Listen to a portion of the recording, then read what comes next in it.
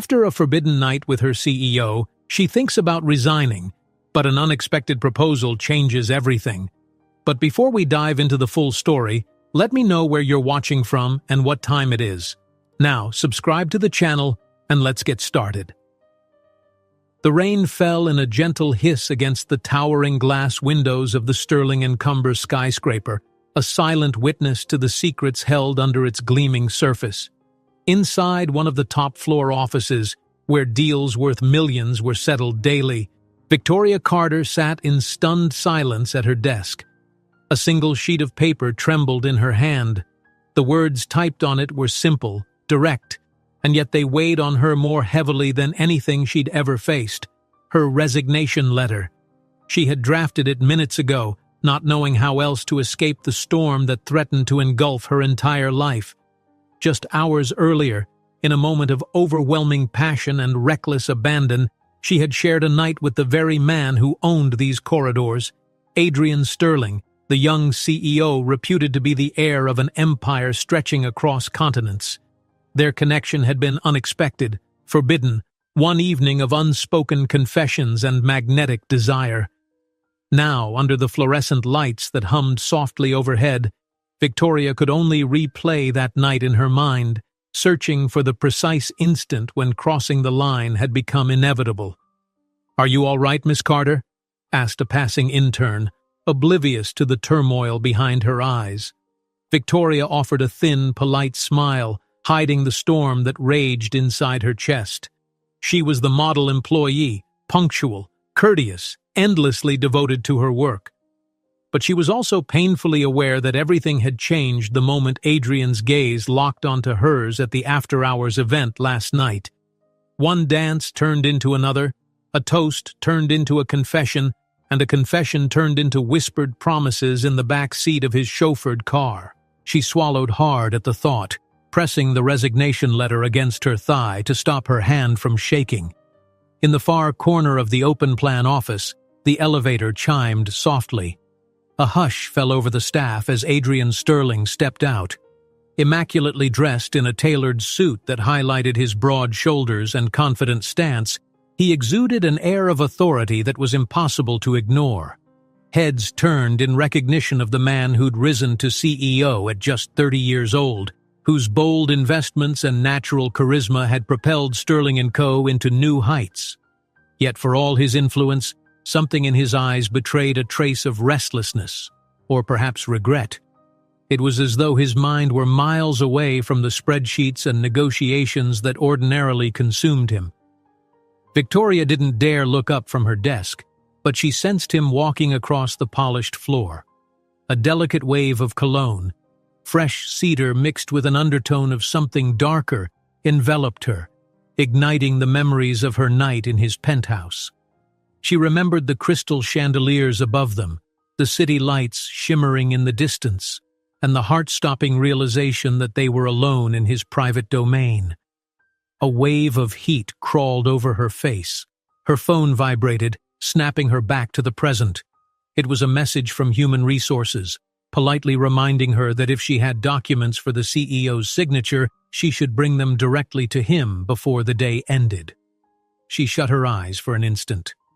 Today, of all days, she would have to stand before Adrian again, contract in hand, as if nothing had happened.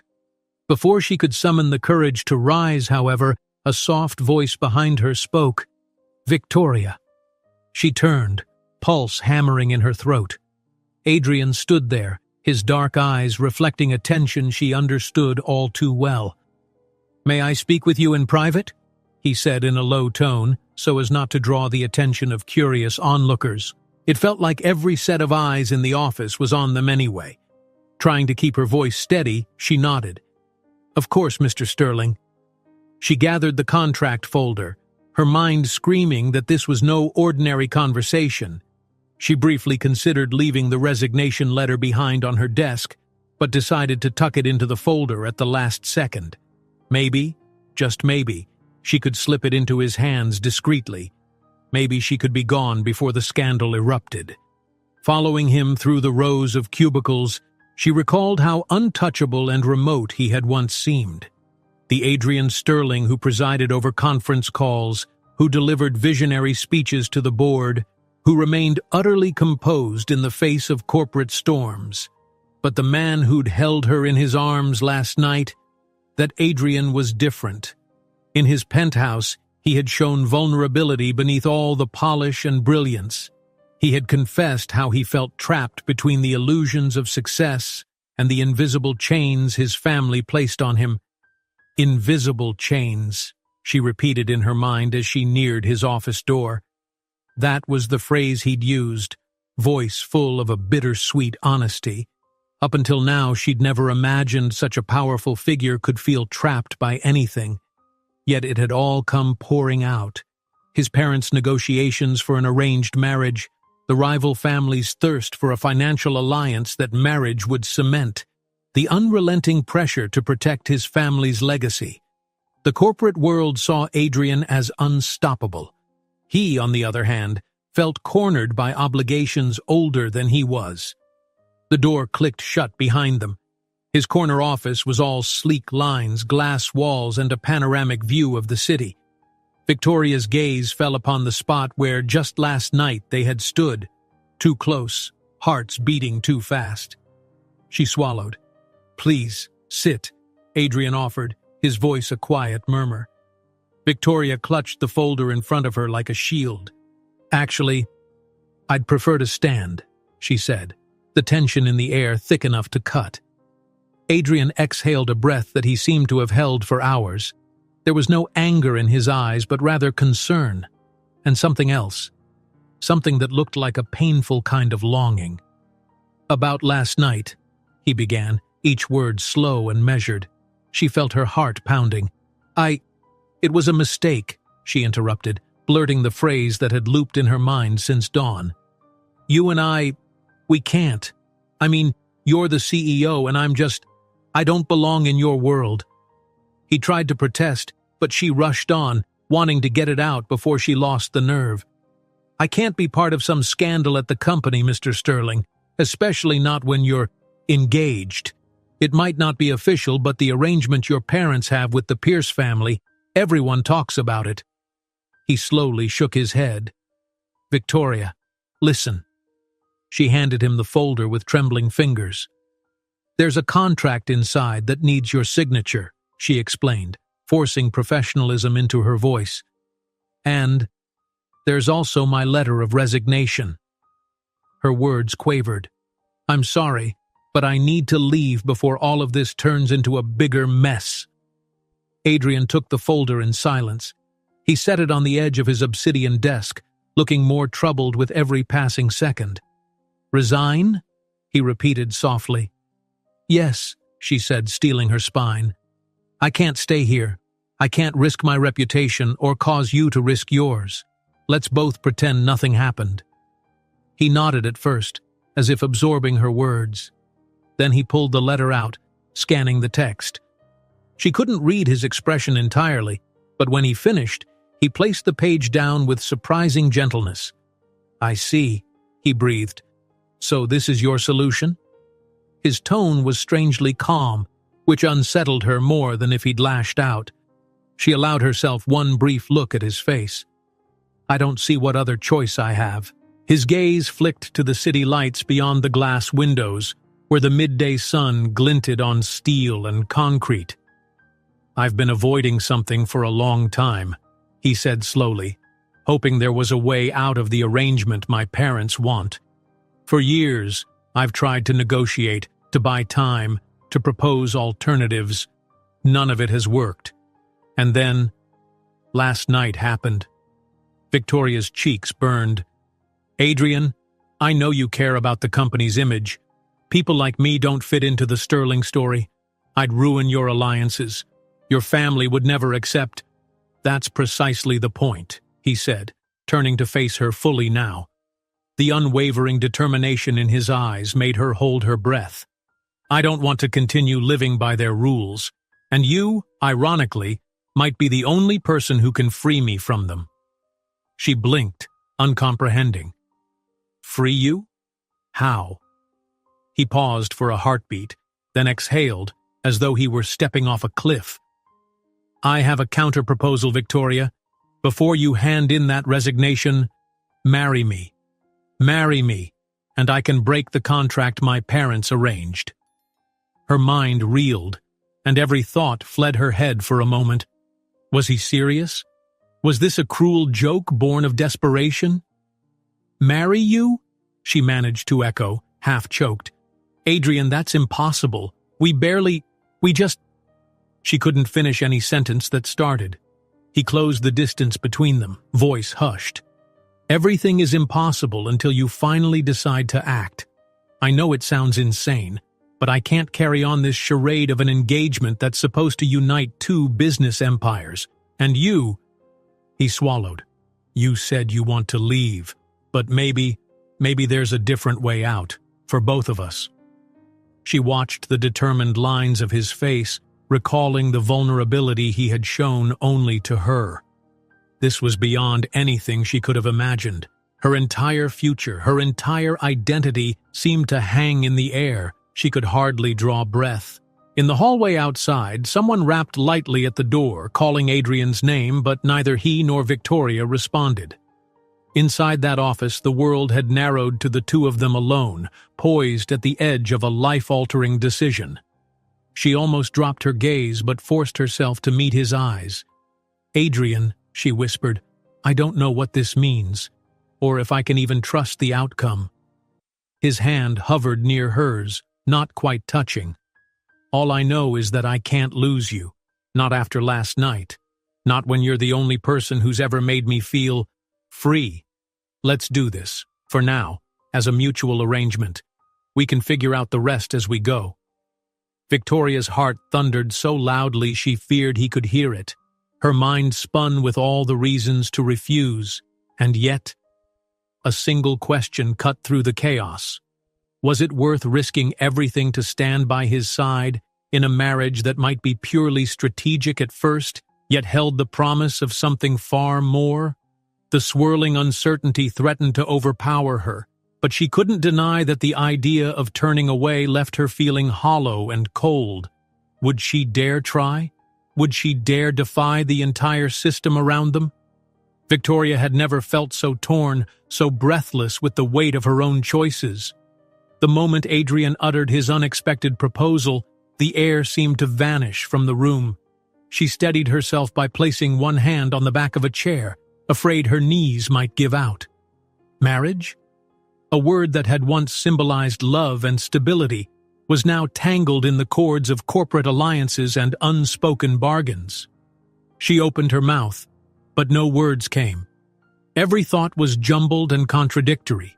Reason told her to run, heart whispered to trust, and fear hissed that ruin was inevitable if she made one misstep. Adrian kept his gaze firmly on her, as though each second felt like a fragile lifeline to the new future he hoped to carve out. His phone buzzed atop the glass desk, but he ignored it. The tension escalated with every ring, a sharp reminder that the outside world continued to revolve, clueless about this impossible moment. At last, she managed to speak, her voice rough. "Marry you?" she repeated, still disbelieving. "Adrian, this sounds crazy." A trace of wryness curled at his lips. "Trust me, I'm aware, and I'm not saying it's an ideal plan or that everything will magically fall into place, but if we go through with this, it obliterates the arrangement my family has forced on me. There's a clause, a requirement, that I remain unmarried, or else the entire alliance with the Pierce family dissolves. It's archaic, but it's legally binding because of how the shares are structured. If I marry of my own accord, they can't push me into that other engagement." She lowered her gaze, staring at the city shimmering beneath them. "What about your parents? Your board of directors? Even if you break that arrangement, they'll find another way. They can't possibly want me." A slight tremor crossed his features. "They won't want you," he admitted. "They want a powerful name, an equal empire. That's not on my list of priorities anymore. I'm more concerned with building the life I actually want to live, with a person who sees me as more than a brand or a corporation." Silence fell, punctuated only by the faint hum of the air conditioning. Victoria closed her eyes, remembering last night's closeness, the sincere confessions and subtle laughter. Was that all just fleeting passion? Was it possible that in that short time, they'd found enough common ground to form something real? A knock on the door startled them both. "Sir?" The muffled voice of Lucy, Adrian's assistant, filtered through. "We have an urgent call with the Japan office in 5 minutes. He glanced at the clock on the wall, exhaling with frustration. "I'll be right there," he called back. Then he turned to Victoria, his expression pained. "You don't have to decide this second, but please, don't leave. Don't hand in that resignation. Give me a chance. Give us a chance to figure out a solution together." She hugged her arms. "Adrian, I can't promise." "That's okay," he cut in gently. "Just don't say no yet." He took a step closer, but hesitated, perhaps unsure if it was right to touch her again. The memory of their shared night vibrated in the small space between them. Finally, he simply offered the faintest smile, as though to remind her of the tenderness that had bound them mere hours ago. Then he hurried out, leaving Victoria alone with the hum of city traffic outside the floor-to-ceiling glass. She picked up the letter of resignation he'd left on his desk and stared at her own words. The paragraph swam before her eyes. The concept of leaving seemed so straightforward 2 hours ago. Now, her mind was awash with possibilities. She caught her reflection in the tinted glass. Her cheeks were still flushed, her usually composed features betraying turmoil. And in that reflection, she spotted the ring on her right hand, a simple silver band she wore for sentimental reasons. How swiftly life could turn a symbol upside down. Now marriage was a real question, and it involved far more than romance. Determined not to fall apart, Victoria placed the folded resignation letter in her purse. She didn't have the strength to throw it out yet, nor could she bear to leave it for Adrian to sign. A wave of uncertainty washed over her as she exited the corner office. She hurried back to her own desk, ignoring the curious glances from co-workers who must have noticed her extended absence. The day passed in a blur of phone calls, emails, and half-hearted attempts at routine. Every time her eyes drifted to Adrian's glass-enclosed office, she found him on a video call or in intense conversation with department heads. She could almost feel the tension rolling off him, especially after each glance he cast her way.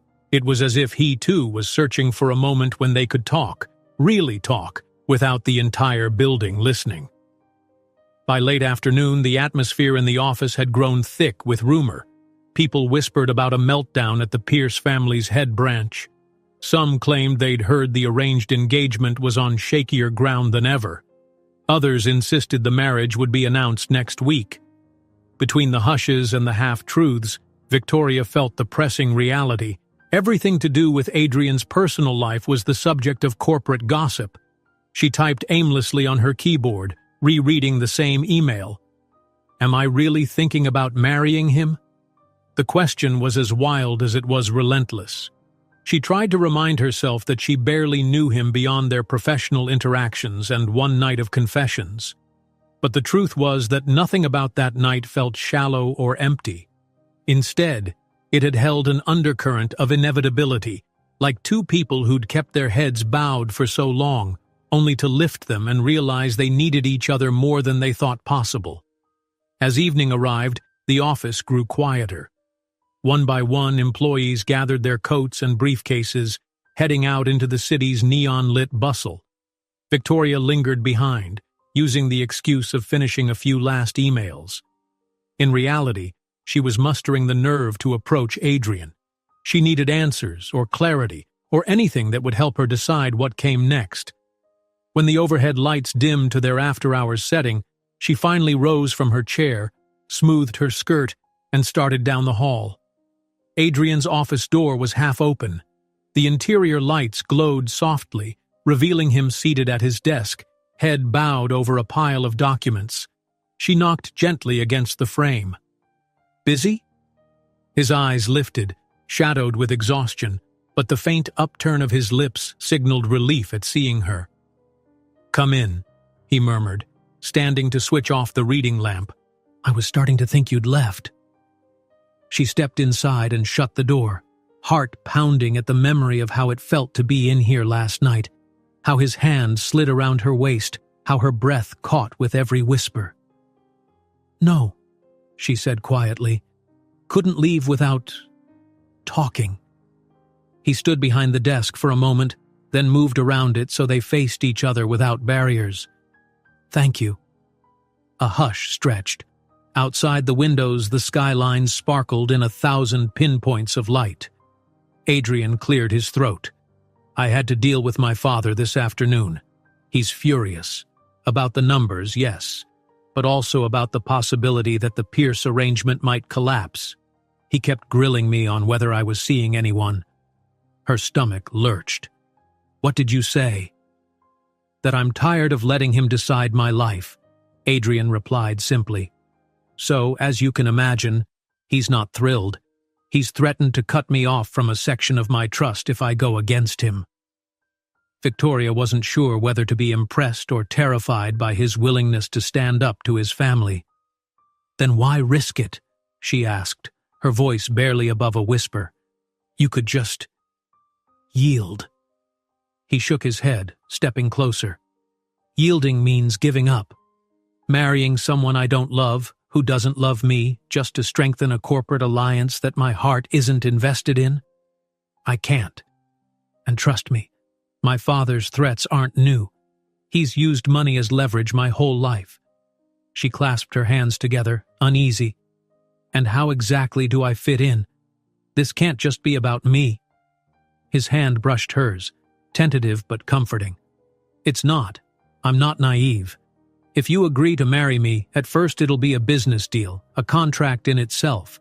I know that might sound heartless, but it's also an opportunity for us both to escape the roles we've been forced into." His eyes softened. "And maybe there's a chance for something more than just an arrangement. Maybe there's something real we can build. Because I'll be honest, last night, I felt a connection I've never experienced with anyone before." A spark of emotion surged through her, recalling how his honesty had drawn her in. "We haven't known each other for long," she managed. "I've never done anything so drastic, and I've never met anyone who makes me feel I could turn my back on my entire inheritance just to have a life of my own." They both fell silent again, hearts pounding in unison. It was terrifying and exhilarating all at once. From the hallway, the automated lights flickered off, leaving the room illuminated by the hazy amber glow of the city at night. Victoria closed her eyes, taking a slow breath. Could she truly marry Adrian Sterling?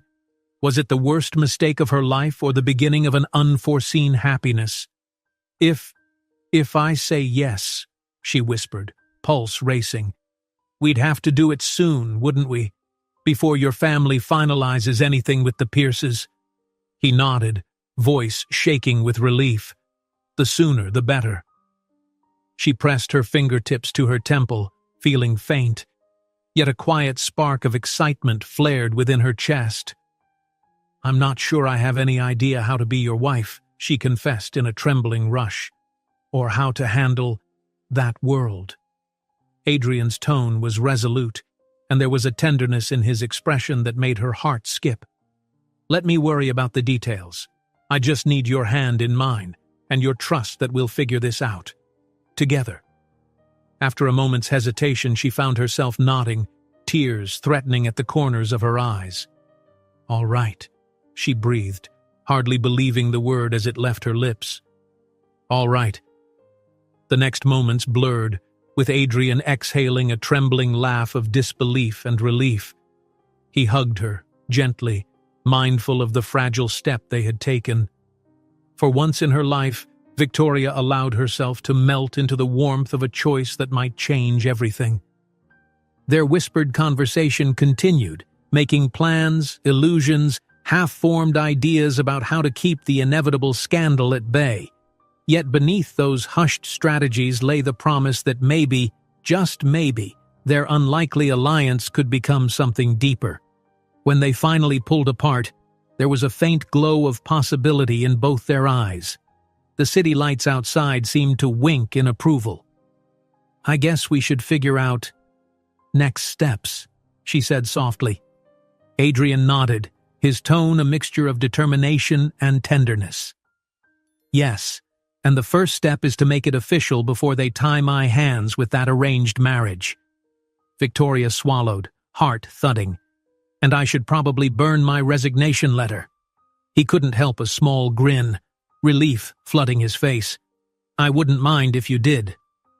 Despite the chaos swirling around them, for that fleeting instant, it felt like they stood on the cusp of something extraordinary. Together, they faced the unknown, their hearts hammering in unison. Neither was certain of what the future held, but both understood that this was only the beginning of a journey that would bring them secrets, trials, and an unexpected depth of feeling, one that might just defy all the rules that had once bound them. Stepping out of the sterling-encumbered building that night felt surreal, like leaving the stage of a very secret play. Victoria gripped the strap of her purse, exhaling slowly under the city's neon haze. The early autumn breeze carried a hint of chill, just enough to make her wrap her coat more tightly around her body. On any other evening, she would be heading home with little more on her mind than an after-work meal and a glance at tomorrow's schedule. But now, her heart thrummed with a wild mixture of nerves and possibilities. Adrian had walked with her to the lobby, quiet but resolute, ensuring she made it to the glass revolving doors without being intercepted by late-night staff. No one in the building knew about their plan, and for now, secrecy was vital. With each echo of her heels against the polished tiles, she had felt the tug of an invisible tether connecting her to Adrian, the man who had unexpectedly asked for her hand in marriage to derail a corporate arrangement he despised. 100 questions still swirled in her head. Was this arrangement real, or just a fleeting escape from the storms in his life? Could they merge both professional and personal realms without irreparable harm? And in the quiet corners of her heart, she questioned whether something more than convenience was already blossoming between them. That thought set her pulse racing. By the time she turned the corner onto a quieter street, Victoria decided she needed a breath of fresh air before descending into the subway. The sidewalk glistened from a light drizzle earlier in the evening, reflecting the sparkle of passing headlights. She paused near a small cafe that was about to close for the night. The place looked inviting. Tiny tables decorated with wilted flowers and a single barista inside, sweeping up. Impulsively, she pushed open the glass door. The bell overhead chimed softly. The barista lifted his gaze, startled by a customer arriving so close to closing time, but he managed a polite smile. "Just a quick coffee if that's okay," Victoria said apologetically. She needed something warm in her hands, some tangible comfort amid the chaos swirling in her mind. "Sure," he responded. "We have a fresh pot. Latte? Cappuccino?" "Cappuccino, please," she said, handing over cash and slipping into a corner seat. She glanced at the phone in her palm. A part of her expected a text or call from Adrian, something to confirm that what had just transpired wasn't a dream. But the screen remained dark. He was likely still in the building, finishing last-minute tasks or fielding calls from executives trying to salvage the Pierce arrangement. A shiver coursed down her spine at the thought of the meltdown that would inevitably ensue once word got out. Accepting her coffee, she sipped in silence. The rich flavor steadied her, even as her heart remained restless. She reminded herself of how sure Adrian had sounded. He'd had more to lose than she did, yet he was forging ahead, determined to carve out the life he wanted. If he could stand firmly against his family's disapproval, maybe she too could brave the wave of corporate rumors and the opinions of those who believed she had no place in his world. She finished her cappuccino and left just as the barista switched off the main lights. Outside, the city's pulse had slowed a little. Rush hour was well past, and the crowds had thinned to a scattering of late-night wanderers. Victoria pulled her coat closer around her shoulders as she headed toward the nearest subway entrance, ready to slip underground toward her small apartment. Thoughts of her modest home and minimal furniture made her heart jolt with anxiety. Adrian's empire was opulent, spanning a line of lavish holdings. She was a single occupant in a cramped studio that cost more of her monthly paycheck than she liked to admit. And soon, if the plan actually held, her home might become overshadowed by the glitz of a life that still didn't feel quite real. She descended the subway stairs, scanning the half-empty platform. A distant rumble signaled an approaching train. She leaned against a pillar, glancing at her reflection in the tinted glass windows. In the faint reflection, she saw a woman on the brink of a risk that could redefine her forever. When she arrived at her stop, she hurried through winding corridors until she reached her apartment building, an older structure with chipped paint and a flickering light near the mailboxes. She nodded to the night doorman, then made her way upstairs. For once, she wasn't disturbed by the threadbare carpet or the faint smell of someone cooking dinner on another floor. In the quiet confines of her apartment, she kicked off her heels and set her purse aside. She nearly tripped over a stack of magazines that had been piling up. Finance journals, corporate newsletters, most featuring, at one point or another, some mention of Adrian Sterling or the unstoppable Sterling & Co. She swallowed, remembering the early days of her job when she read these articles purely for work, never imagining her life would be entwined with the young CEO's personal battles. Exhaustion washed over her, but sleep felt impossible with adrenaline still humming through her veins. She flicked on a lamp, rummaging through a small kitchen drawer until she found a battered notebook where she occasionally jotted down personal goals, her own private space for daydreams. Sitting at the edge of her bed, she stared at a page headed Future Wishes. In neat bullet points, she had written, "Earn enough to help mom retire comfortably. Move into a better apartment with a real bedroom. Travel to Europe at least once." Nowhere had she envisioned marry the CEO to escape an arranged alliance. She let out a shaky laugh, pressing a palm to her forehead. Her life was turning into a script no one would believe. The phone vibrated suddenly against the covers, making her jump. Adrian's name flashed on the screen. She swallowed hard, heart pounding, then answered. "Hello? Victoria?" His voice was low, subdued by the lateness of the hour. "I hope it's not too late to call." She leaned back against her pillows, eyes fixed on the cracked ceiling. "No, it's fine. I wasn't sleeping." A soft exhale from his end. "I just wanted to make sure you got home all right. And to see if you're okay." It amazed her how genuine concern warmed his tone, crossing that intangible boundary from boss to something else entirely. "Yeah, I'm home safe. I got a coffee on the way." She paused, realizing how bland that sounded. "I'm still trying to wrap my head around everything." "Me too," he admitted, a slight chuckle underscoring his nerves. "I'm in my apartment now. Well, actually more like pacing around it, if I'm honest. Hoping this is all real." The corners of her lips lifted. "It feels surreal. But well, I guess that's normal given the circumstances." A moment's hush, broken only by the faint hum of traffic on Adrian's side and the rhythmic ticking of her kitchen clock.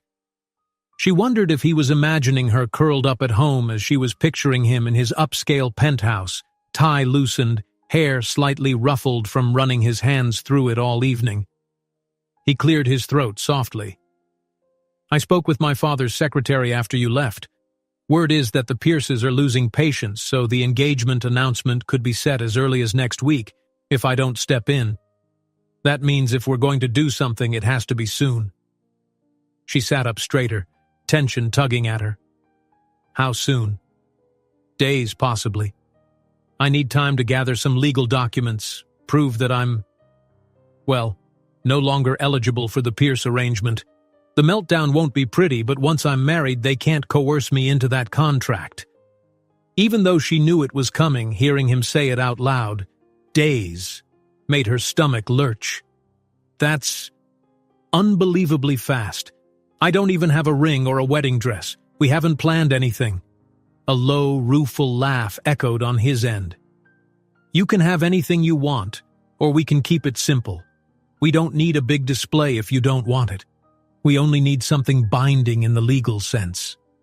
His voice softened. "I'd like it to at least be special, though, even if it's not the typical fairy tale wedding." Her throat constricted with emotion.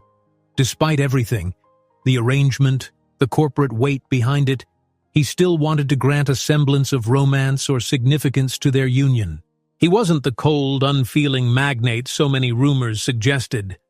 "I'd like it to mean something too," she whispered, pressing a hand over her heart as if that could steady its wild thump. They discussed a handful of possibilities. A small ceremony at City Hall with a handful of trusted witnesses, or perhaps a quiet place in the countryside away from prying eyes. The magnitude of the secrets they had to keep was enormous. Once the public found out, it would ignite a media frenzy. Neither of them wanted that attention before they could solidify their stance. Eventually, Adrian added, "I'll talk to my lawyer in the morning. We'll need a contract, an agreement that states this marriage is recognized as your choice as well as mine. If there's anything in particular you need me to include or clarify, we can work it out. I just want you to feel safe." "Thank you," she said quietly. "I know it's complicated, but I appreciate that." A few beats passed, a comfortable silence as each absorbed the new reality. For so long, Victoria's life had followed the tidy lines of routine, overshadowed by an ambition to prove herself in a demanding corporate world.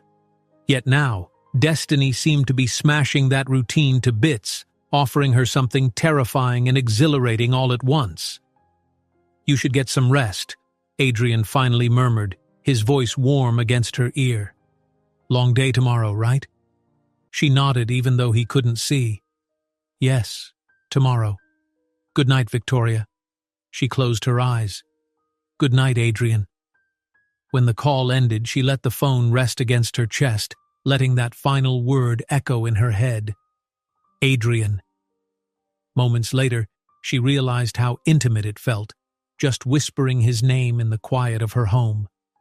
For a long time, she lay there, drifting in and out of an anxious, excited half-sleep. Scenes of what might happen played through her mind, her shyly reciting vows, a marriage certificate with her name next to his, dealing with the meltdown from the Pierce family.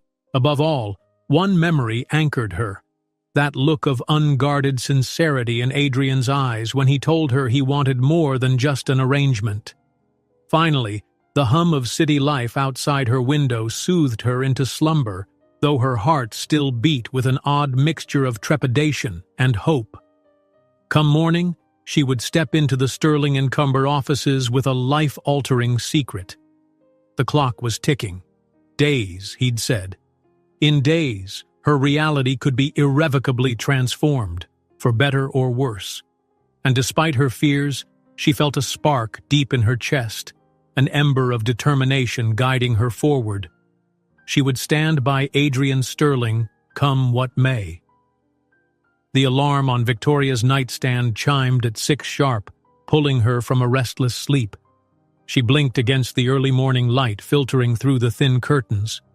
For a moment, she lay there, disoriented, as memories of the previous evening flooded back. Adrian's proposal, the phone call before bed, the promise that in a matter of days, perhaps even less, they might be married. It felt like waking up in a parallel life. She almost expected to check her phone and discover it had all been a vivid dream. But the phone lay on the bedside table, silent and real, with Adrian's name in her recent call history. This was happening. A jolt of nerves stirred her fully awake. She swung her legs over the edge of the bed, flexing her toes against the worn carpet. The day was about to begin, and she had to face it head-on. She was no longer just a dedicated employee walking into Sterling & Co. She was a woman with a momentous secret, about to step into a future that hinged on hidden intentions and hushed vows. She showered quickly and dressed in a neat navy blue sheath dress, the sort of professional attire she wore every day. Yet, as she slipped on her heels, her reflection in the mirror looked different. Her eyes were bright with a mix of apprehension and determination. The same question pulsed in her mind. Can I truly go through with this? With a final exhale, she left her apartment, stepping into the crisp morning air. The subway ride to Midtown was mercifully brief. She let the hum of the train lull her into a strange calm. People boarded and disembarked, lost in their own routines, as though nothing unusual had changed in the city's grand scheme. But for Victoria, everything had shifted. At Sterling & Co., the lobby buzzed with employees bustling to their stations, phones ringing, security gates beeping. She presented her ID pass with careful composure, though her heart hammered at the thought of crossing paths with Adrian. Would he appear as calm and collected as he always did? Or would there be a subtle tension that only she could read? On the executive floor, the mood crackled with a new intensity. Rumors had been swirling since dawn. She caught snippets of conversations. Pierce family called again. I heard Mr. Sterling canceled a major meeting next week. Something's up. Could it be that the arrangement is falling apart? Victoria kept her head down, lips pressed tight, feeling the gaze of curious eyes flick over her. As soon as she reached her desk, she noticed a small, crisp envelope with her name on it. She recognized Lucy's handwriting, Adrian's assistant. Quickly, Victoria opened it. Come to the CEO's office at your earliest convenience. Her pulse quickened. She smoothed her skirt, inhaling a fortifying breath, then made her way down the hall. Every step felt louder than usual, as though the entire office might sense her tremors of anticipation. When she entered Adrian's domain, Lucy offered a courteous nod and buzzed the private door. He's expecting you, she murmured, her expression neutral. Lucy had always been professional to a fault. It was impossible to guess if she suspected anything. Inside, Adrian stood near the windows, phone pressed to his ear. His posture was rigid, his free hand balled into a fist at his side. The morning sun lit the edges of his figure, casting a long shadow across the polished floor. At the sound of Victoria's entrance, he glanced her way. A flicker of relief passed through his eyes, though his conversation continued. Yes, Father, I heard you, Adrian said, voice clipped with frustration. And I already told you, no, I have no intention of changing course. If the Pierces want to throw a tantrum, let them. I'm done catering to... He stopped, exhaling sharply. Listen, I have to go. We'll talk later. He ended the call and placed the phone onto his desk with more force than necessary. For a moment, he remained silent, as if trying to curb the anger pulsing through him. Problems? Victoria asked softly. His gaze lifted to hers, warming. My father, he said, running a hand through his dark hair. He's furious that I won't confirm the engagement with the Pierces. He's threatening that the board will move to block certain expansions if I don't comply. It's all so twisted. She stepped forward, gently touching his elbow. I'm sorry, she whispered. I knew there'd be pushback, but hearing it is different than imagining it. A wry smile ghosted across his face. Don't apologize. You're not the cause of this. It's their insistence on old family alliances. I've tried for years to renegotiate, but it always falls on deaf ears. His expression grew more determined. But now I have a plan, and that plan is you. She swallowed, the magnitude of his statement squeezing her heart. He softened, turning to open a slim black folder on his desk. I contacted my lawyer early this morning. He's drafting a prenuptial agreement. I wanted your input. Since time is short, we'll have to finalize it quickly. The word prenuptial made the room tilt slightly. Of course they'd need one, given his empire and her modest status. She forced herself to speak calmly. All right, let me see what it entails. He handed her a sheaf of neatly printed pages. At a glance, the legal jargon swam before her, but certain sections caught her eye. Provisions for personal assets, clauses about public disclosure, something about mutual confidentiality. A sense of unreality sparked again. This was no fairy tale fantasy. They were forging a contract, as if to remind themselves that even if emotions were swirling, the business side of life would remain clear-cut. She looked up. You trust me with your fortunes but need a prenup? Her tone was gentle, not accusatory. Adrian grimaced. It's standard procedure in my world, though it feels cold. I'm more worried about the emotional fallout than finances, but my lawyer insisted we can modify any sections that bother you. Skimming a little further, she nodded. It's fair. It basically says I won't lay claim to your major holdings if something goes wrong, and likewise you can't just leave me penniless if— She paused, cheeks coloring. If things don't work out. The air crackled at the mention of if things don't work out. They hadn't labeled this union as romantic or practical, perhaps it was both. But overshadowing that was the knowledge that one day she might find herself in a very different position if the line between arrangement and genuine connection ever frayed. Adrian cleared his throat. There's also a confidentiality clause that protects you from my family's attempts to dig into your past, and it protects me from any direct sabotage from the Pierces or their allies. I want to keep you safe, legally speaking. Her chest constricted. Safe. The word lingered between them, warm and protective. Thank you, she managed softly. He moved around the desk, standing close enough that she caught the subtle scent of his cologne. We don't have to sign this until tomorrow. Read it at home tonight. Mark anything you want changed. She inclined her head. I will, but we also need to talk about the actual ceremony. You said we only have a few days. When, exactly? His brows knitted. I was thinking 2 days from now if you can manage.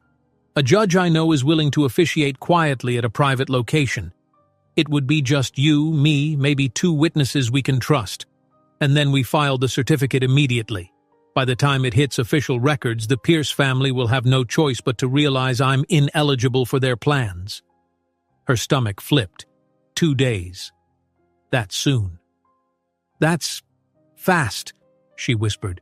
But I understand the urgency. His hand drifted to her wrist, warm against her skin. I know it's not the usual romantic time frame, no weeks of planning or fancy invitations, but if you want something more personal, a dress, a bouquet, anything, let me provide it. The corners of her eyes prickled with emotion. She remembered a time in her teenage years, daydreaming about weddings with her girlfriends, flipping through glossy bridal magazines. She hadn't pictured a scenario like this, yet she felt an inexplicable surge of resolve. It might not be traditional, but that doesn't mean it can't be special, she murmured, echoing his words from the night before. He drew in a breath, relief evident in his posture. We'll make it ours, in whatever way we can. A knock on the door caused them both to spring apart. Lucy peered in, eyes shifting between them. Pardon me, Mr. Sterling. There's a meeting with the CFO in 5 minutes, urgent, regarding the upcoming project in Singapore. Adrian cleared his throat, stepping back to the formal distance expected. Thanks, Lucy. Tell them I'll be there shortly. She nodded, and her gaze flicked to Victoria with a polite, slightly curious half-smile before disappearing into the hallway. Once the door was shut again, Adrian let out a strained chuckle. We'll have to get used to interruptions, especially now. Victoria attempted a faint smile in return. I'll take this. She gestured to the prenup, and review it carefully. I guess we'll finalize the details for everything else. He nodded, expression tinged with the anxiety of 1,000 demands.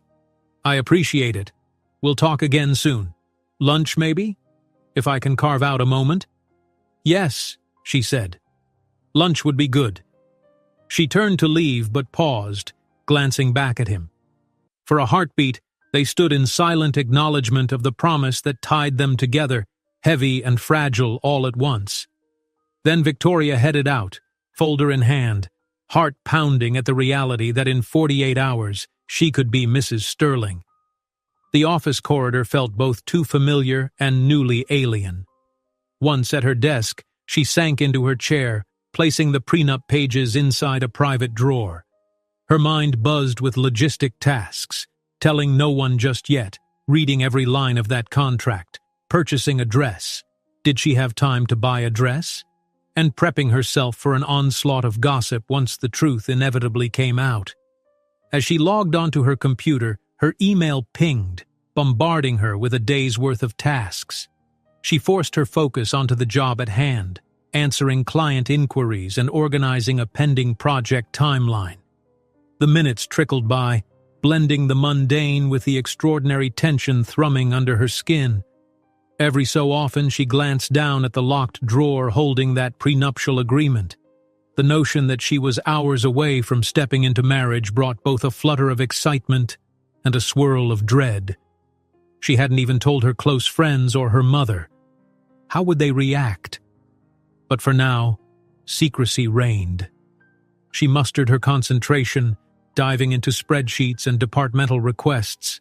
Her colleagues walked past, oblivious to the gravity of her private labyrinth. Lucy's quiet footsteps came and went, carrying messages from other executives. Phones rang, keyboards clicked, just another day in the corporate machine. Yet beneath that surface, Victoria's entire life was poised on the brink of an irreversible change, an arrangement that was part freedom, part leap of faith, a vow that might save Adrian from one trap, but might thrust both of them into a world of scrutiny neither had fully braced for. Still, she thought of the softness in Adrian's eyes, the sincerity in his voice, and in a quiet moment between emails, she touched her empty ring finger, imagining what it might be like to slip on a band that officially united them. For better or worse, she reminded herself with an inward tremor. 2 days. The countdown had begun. Victoria had always taken pride in her composure, yet by mid-morning she could barely keep her hands steady on the keyboard. Her day's routine, once a predictable series of emails, project updates, and coffee runs, now felt like a flimsy mask over a life-or-death secret. The prenuptial agreement sat securely locked in her desk drawer, a silent promise that she'd soon be leaving the office with a new last name. Despite the swirl of nerves, she forced herself to concentrate on the present. "Hey, Victoria," called a familiar voice from across the open workspace. It was Emma, a friend from the marketing department. "You up for grabbing an early lunch? I need to de-stress before this brand pitch."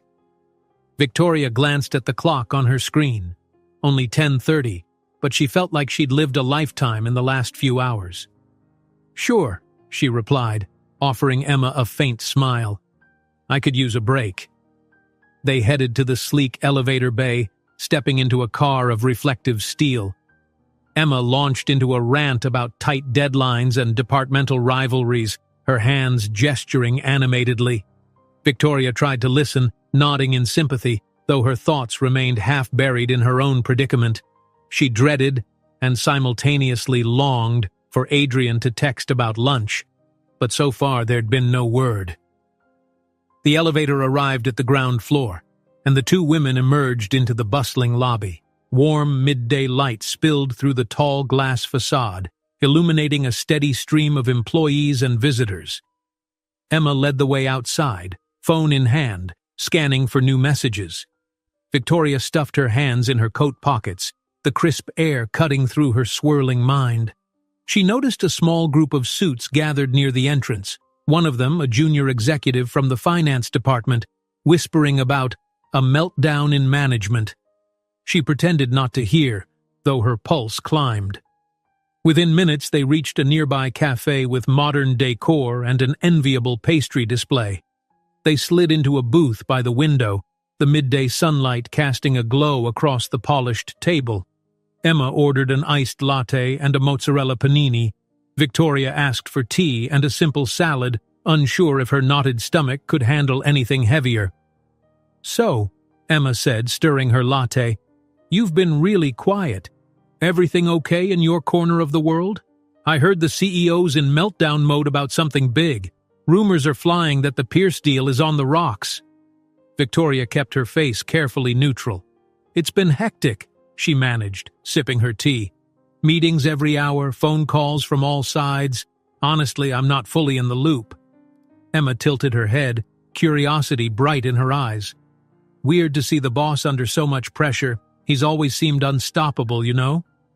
Yeah, Victoria agreed softly, thinking of Adrian's confession about his family and the arranged marriage looming over him. Their food arrived, offering a brief reprieve. Emma dove into her panini, and Victoria picked at her salad, appetite waning with each mention of Adrian. She vaguely remembered her promise to meet him for lunch. Perhaps he was too swamped with urgent calls or crisis management to schedule a break. She tried to quell the twinge of disappointment. Emma glanced at her watch. I better make this quick. My pitch is at noon and my slides are a total mess. Sorry to rush, Vic. I just needed a breather. No worries, Victoria said with a smile.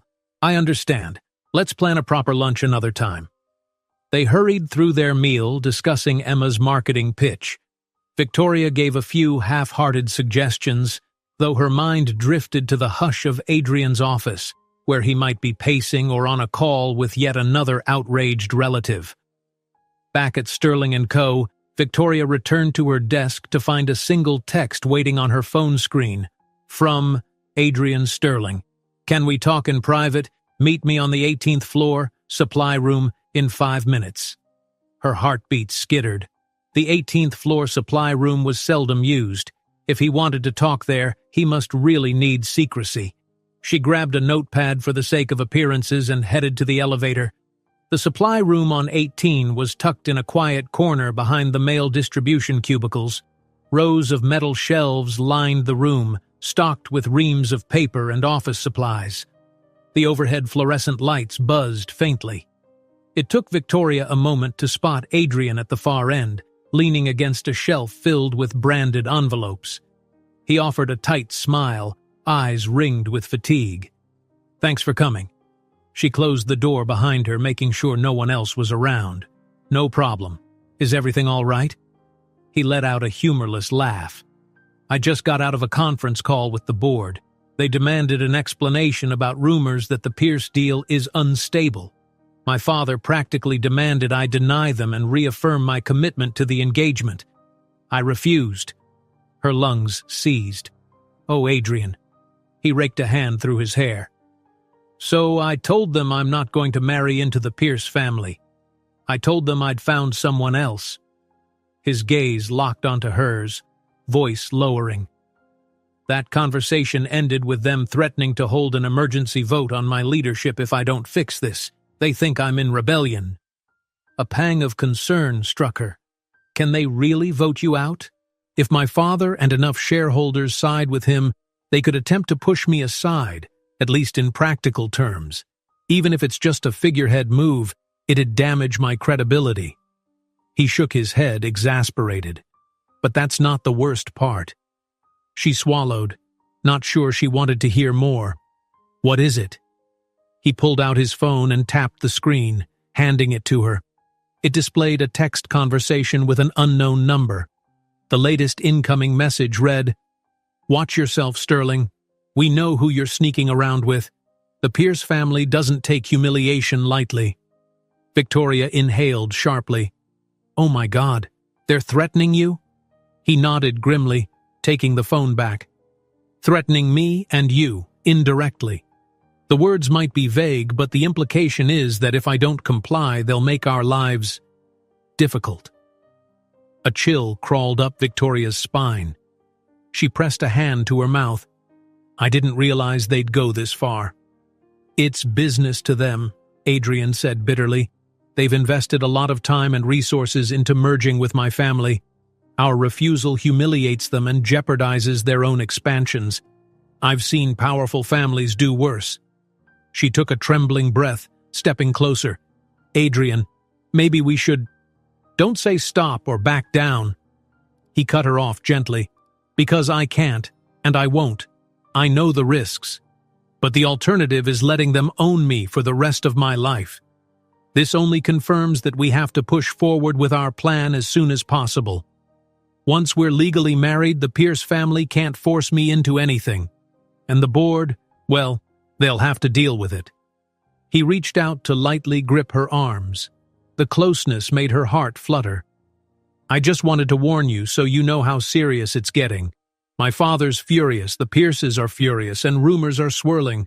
But I'm not backing down, Victoria. I need you to be aware of that." She met his eyes, drawn by the fervor in them. "I'm with you," she murmured, voice catching. This is bigger than I imagined." He nodded, understanding in his expression. "I know.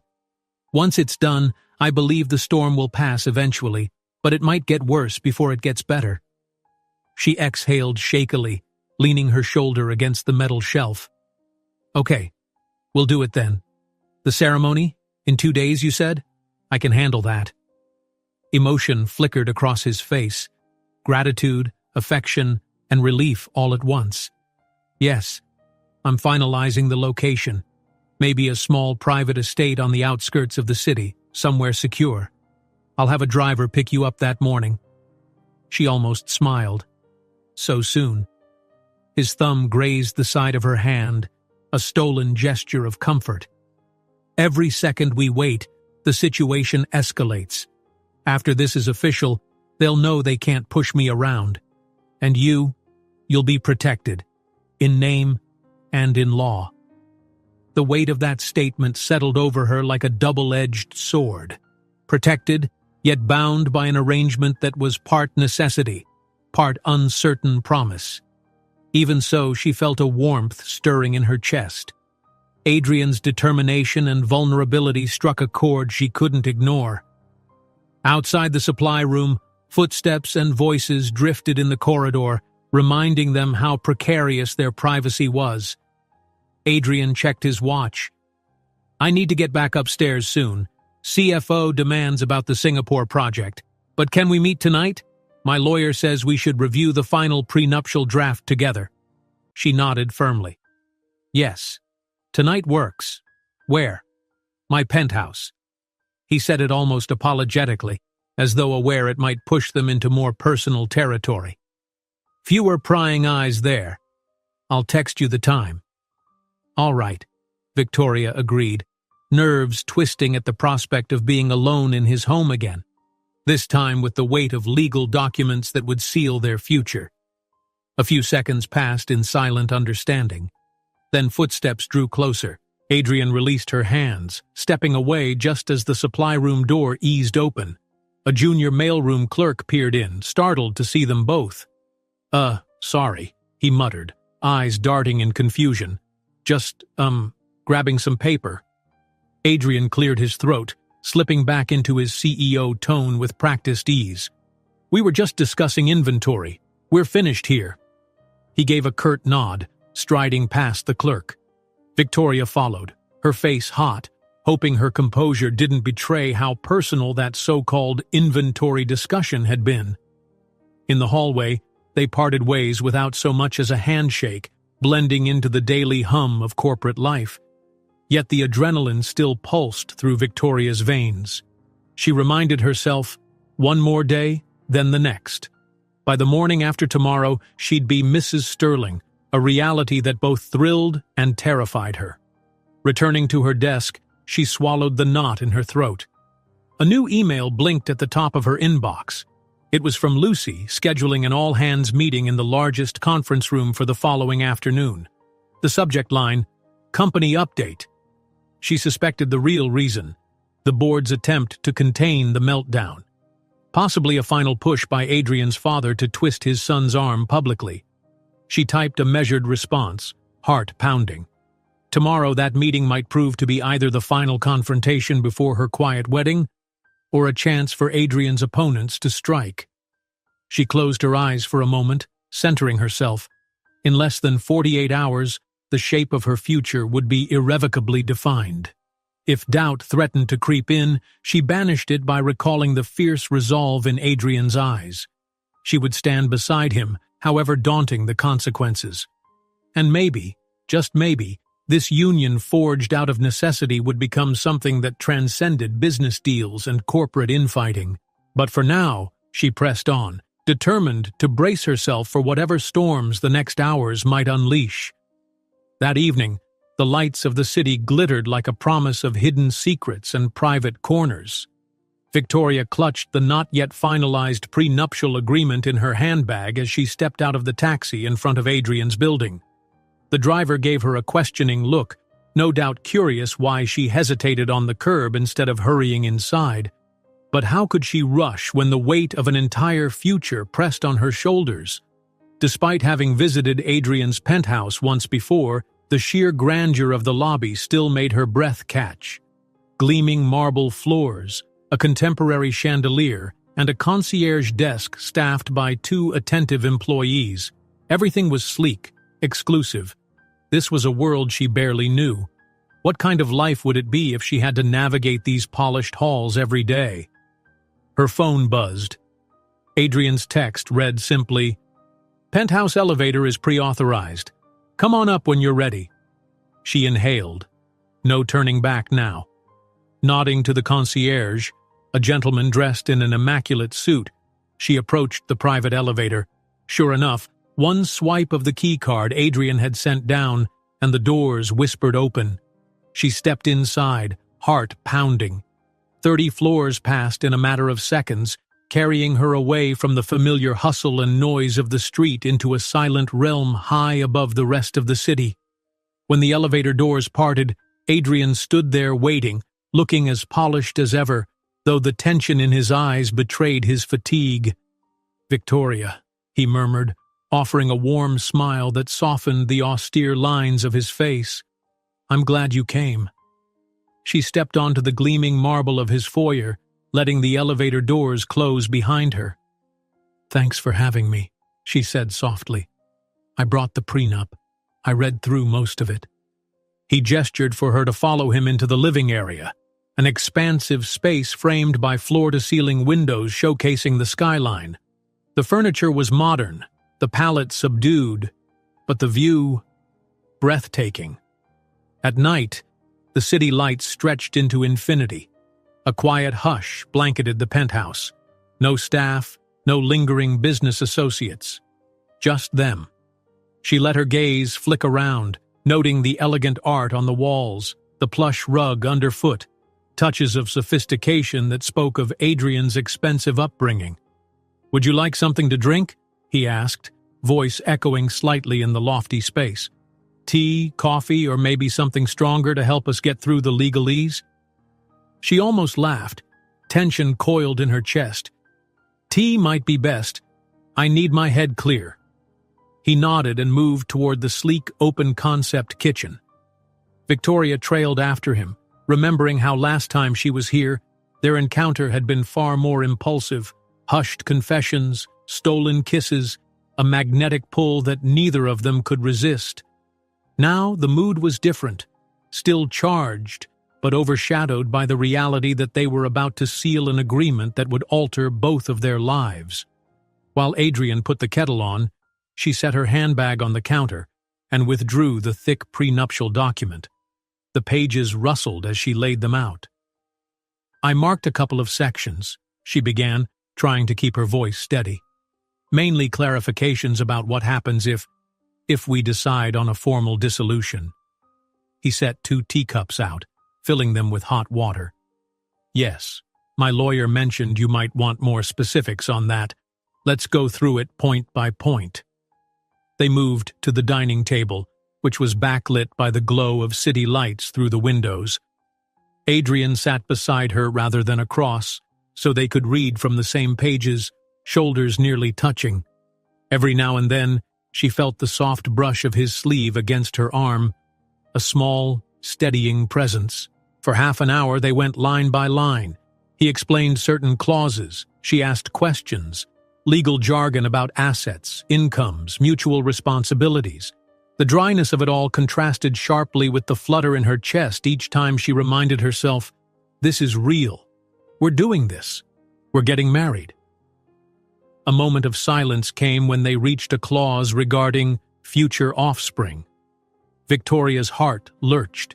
She realized that in a typical prenuptial, the question of children might be addressed in vague terms. But these lines went deeper, outlining guardianship, educational funds, and more. She blinked at the typed paragraphs, realizing how theoretical children had always been for her.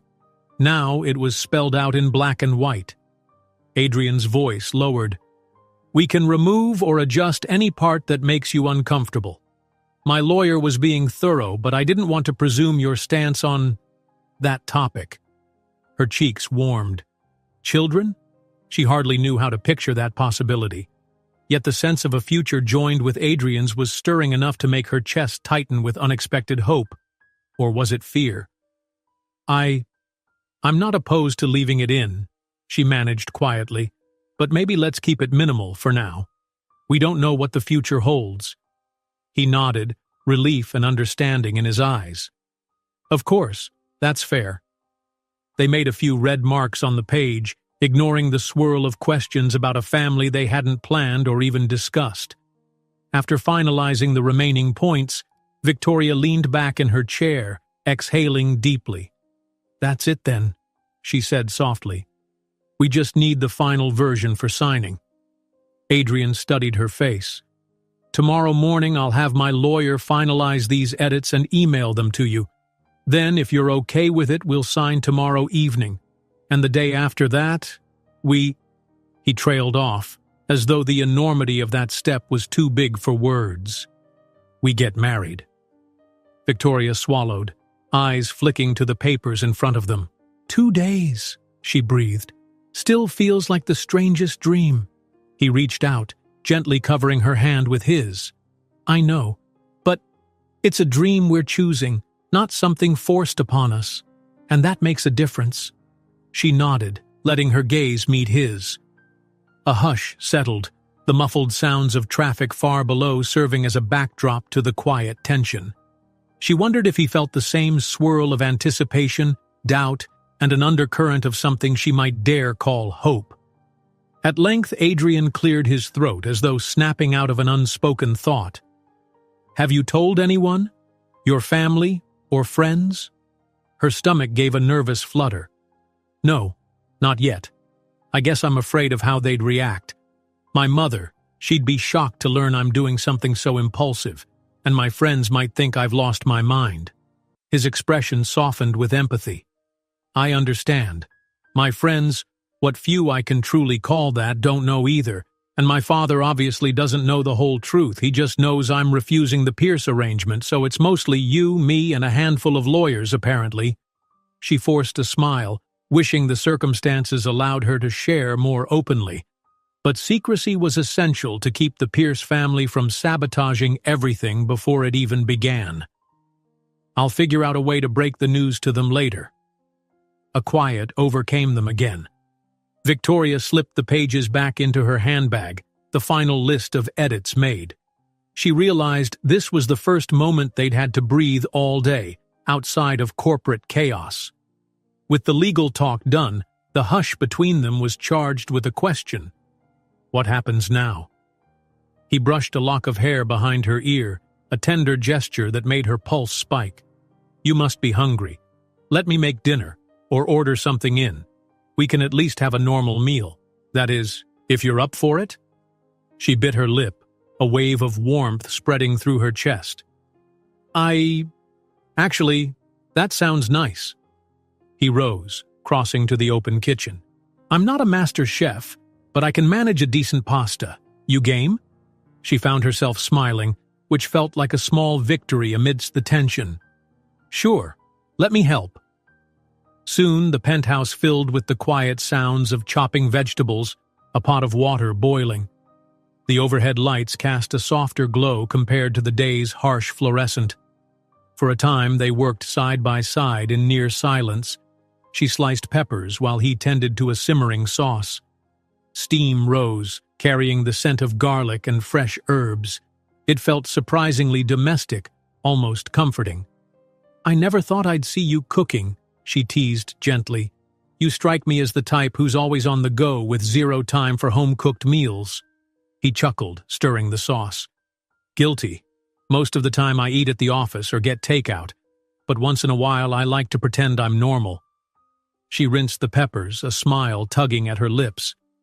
"This is nice," she confessed quietly.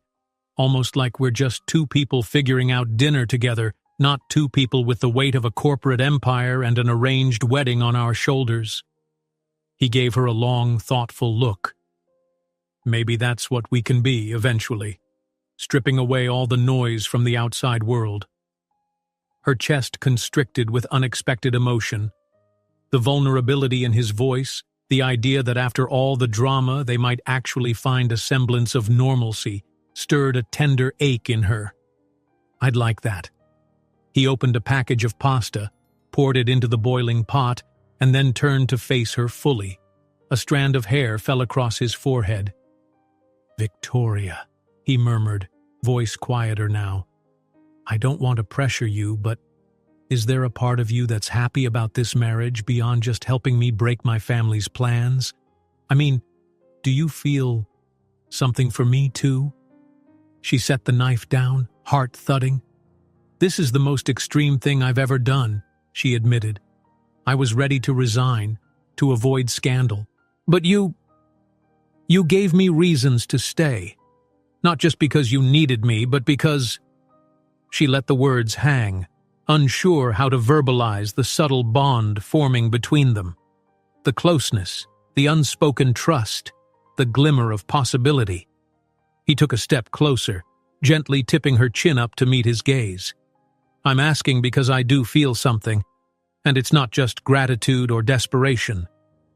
His expression was earnest, the tension of the day replaced by a raw honesty. "I know we said this is partly an arrangement, but from the moment I first laid eyes on you in that boardroom months ago, I sensed something special. Last night only confirmed how much you see me beyond my title." Blood pounded in her ears as she nodded. "I can't lie and say I'm not worried, but yes, Adrian, there's more than just the business side here. I'm drawn to you, and well, it scares me, but I can't deny it." Relief flashed in his eyes, tempered by the swirl of conflicting feelings. He leaned in, brushing the softest kiss to her lips, lingering just long enough to make her heart lurch. When he pulled back, his eyes glowed with tenderness and uncertainty all at once. A bubble of warmth ballooned in her chest, fighting against the stress and fear of the day.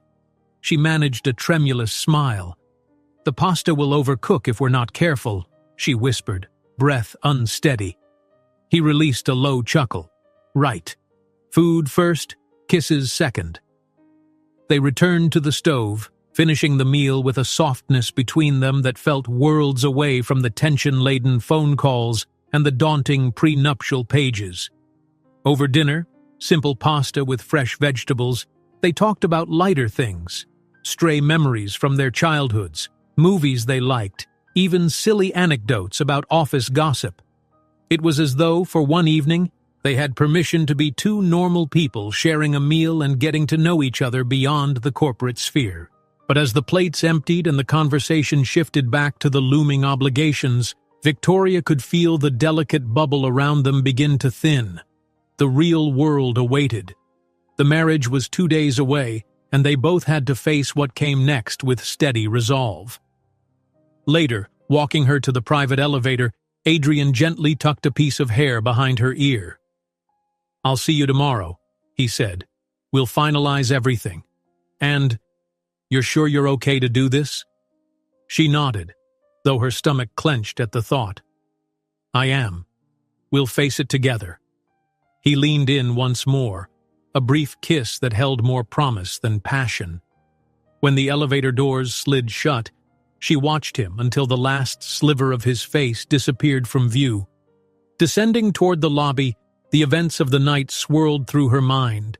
The carefully edited prenuptial, the sudden domesticity of cooking together, the gentle confession of mutual feeling.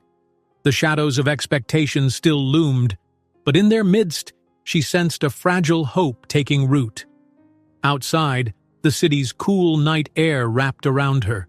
She paused on the sidewalk, hugging her coat closer, letting the promise of what lay ahead buoy her. Perhaps, in the midst of a manufactured arrangement, something genuine was already blooming.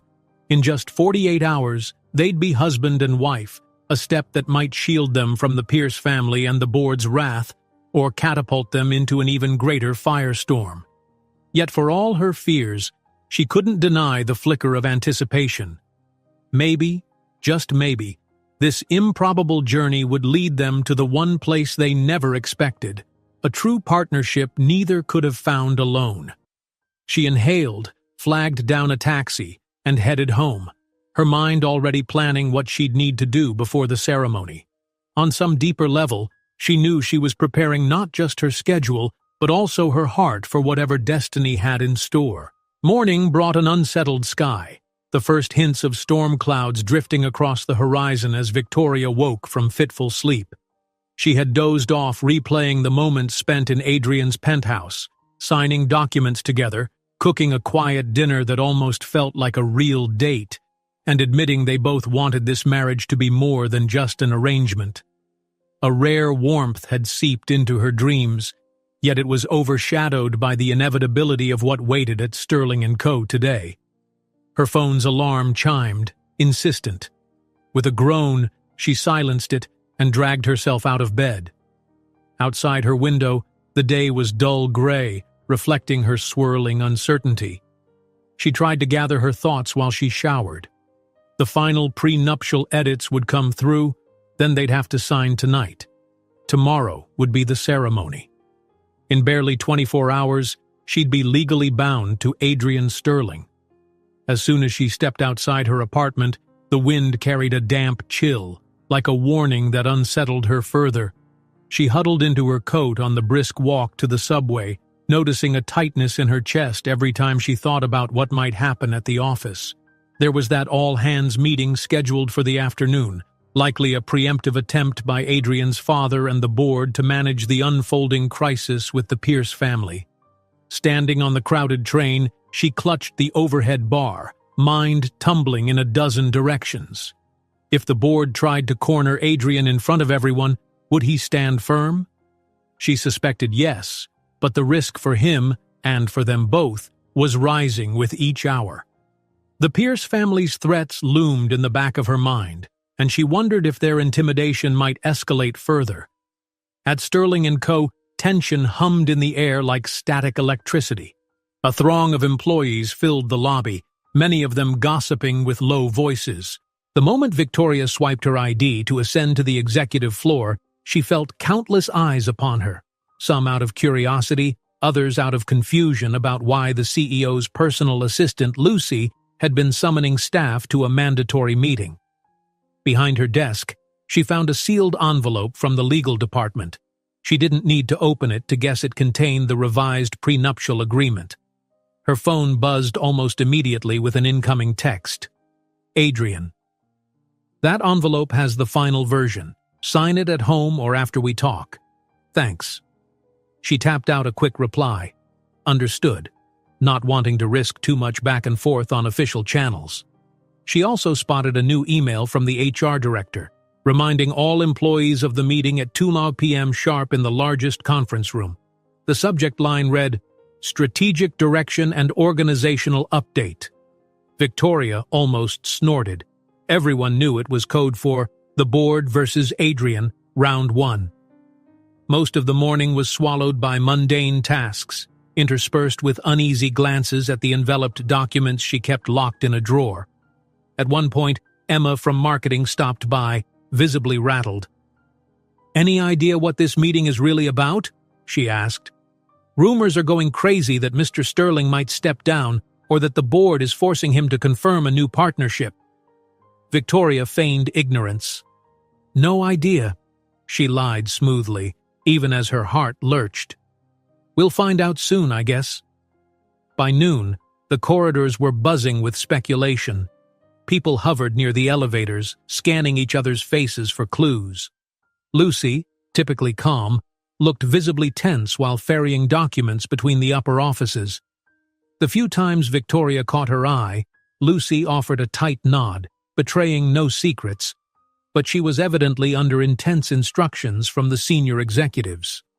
Finally, at 1:30, Lucy circulated to everyone's desk, reminding them to proceed upstairs to the main conference hall in the next 30 minutes. Victoria's stomach knotted. She shoved her phone into her blazer pocket and followed a slow-moving stream of employees toward the designated floor. The hallway outside the hall was jammed with staff. A hush spread as Adrian's father arrived, flanked by 2 board members. Victoria quickly stepped aside, trying to remain inconspicuous. Adrian's father, a tall man with silver hair and stern features, carried himself like a monarch under siege. The tension in his jaw spoke volumes. The board members wore carefully neutral expressions. She slipped into a seat near the back of the vast room.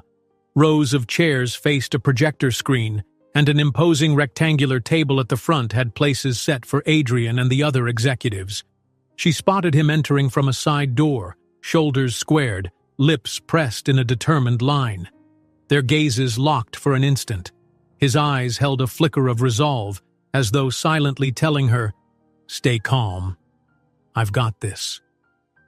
Once everyone settled, the CFO, Mr. Harold, launched into a rehearsed introduction about challenges and opportunities.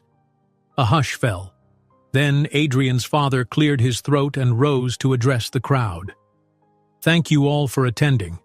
We realize there's been an unusual amount of speculation regarding our alliance with the Pierce family." He paused, letting his gaze sweep over the audience. "We gather today to clarify the direction of our company and to ensure all employees understand where we stand." His words were measured, but Victoria could sense his underlying anger. She clenched her fists in her lap, dreading what might happen next. He gestured for Adrian to rise. "My son, Adrian, will speak on behalf of the executive team. We trust he will confirm the stability of our future plans, including any relevant partnerships." A subtle emphasis on the last phrase sent a chill through the air. Every staff member leaned forward, eyes darting between father and son. Adrian stood, buttoning his suit jacket. "Thank you all for being here," he began calmly, though his voice carried a restrained edge. "I want to address the rumor that the Pierce merger is in jeopardy. First, let me confirm that I've expressed my intent not to move forward with any personal arrangement linked to that alliance." An audible intake of breath rippled across the room. Adrian's father's jaw tensed visibly. The CFO shifted in his seat, exchanging worried glances with the other board members. Victoria's heart hammered. Adrian was forging ahead, unyielding. "This isn't a decision I made lightly," Adrian continued, "but Sterling & Co. doesn't need to rely on archaic alliances that require my personal life to be up for negotiation. We've built success through innovation and strong leadership, not forced marriages. I will not commit to the Pierce family engagement." A murmur grew among the employees, half shocked, half impressed. Adrian's father shot to his feet, scowling. "This is a critical alliance. We've poured resources into negotiations. You're jeopardizing the entire future of Sterling & Co. with this cavalier stance." Adrian's expression remained firm. "You assume the future of our company must hinge on an outdated contract that merges bloodlines instead of business strategies? I don't, and I believe many here share my vision." Now the board members stirred, exchanging urgent whispers. One, a stout man named Klein, cleared his throat. "Adrian, what about the concerns that the Pierces may retaliate or withdraw their investments in other shared ventures if you end this arrangement?" Adrian's shoulders squared. "They may choose to do so, but we have diversified holdings. Our fate doesn't rest on a single partnership. And if the Pierces threaten sabotage, that reflects on them, not us. Sterling and Cobours will not be bullied." Victoria watched as Adrian's father seethed, clearly thrown off by his son's unwavering resolve. A wave of hushed conversation rippled through the employees. In the back row, Victoria felt her heart surge with pride, and more than a little fear. Mr. Sterling Sr. slammed a hand on the table. "You talk about not being bullied, but you're ignoring your duty. Our family's name, this company's legacy, relies on forging strong ties. The Pierce engagement was a chance to unify 2 financial dynasties." Adrian didn't back down. "At the cost of my autonomy. At the cost of turning my personal life into a transaction. That's not how I intend to lead." He turned, addressing the entire room. "To everyone here, I realize rumors have circulated. I apologize for any uncertainty this may have caused. But let me be clear. Our success at Sterling & Coars will continue, and we'll do it through ethical, modern negotiations, not forced personal entanglements. I'm confident we have the talent and resources to thrive without that arrangement. A hush fell. The tension in the air felt taut as a wire. Then a few quiet claps began from some of the mid-level managers who respected Adrian's forward-thinking approach. It spread quickly, evolving into a smattering of applause. The CFO shot the clappers a stern glance, but they didn't stop. If anything, the applause grew more assertive, like a wave of support from those who believed in Adrian's new vision. Adrian's father surveyed the scene, his mouth pressed in a thin line. Reluctantly, he resumed his seat. "You'd better have an alternative plan," he said, voice thick with warning, "or you risk losing everything." Adrian dipped his head. "I do have a plan, one that doesn't require me to sign my life away. Thank you." With that, he motioned to the CFO to continue with the organizational update. The tension didn't dissipate, but the meeting had effectively answered the swirling rumors.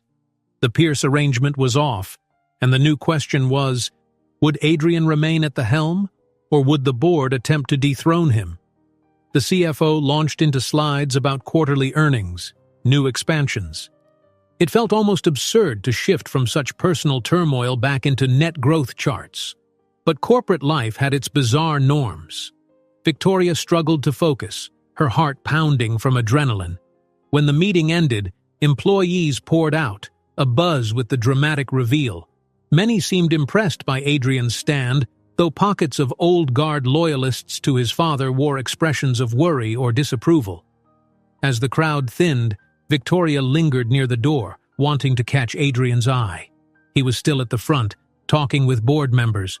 His father hovered close, lips set in a grim line. After another tense exchange, Adrian turned away from them, glancing about. He caught Victoria's gaze. For an instant, time paused. She could almost hear what he was trying to convey wordlessly. "It's done. I've made my choice known. The next step is ours." She dipped her head in subtle acknowledgement, then slipped into the hallway. Emma intercepted her, eyes wide. "Did you see that? My God, he basically told his dad to stuff the Pierce deal. This is major. Do you think the board will fight him on it?" Victoria forced a casual shrug. "Hard to say, but Adrian seems pretty determined." Emma shook her head in amazement.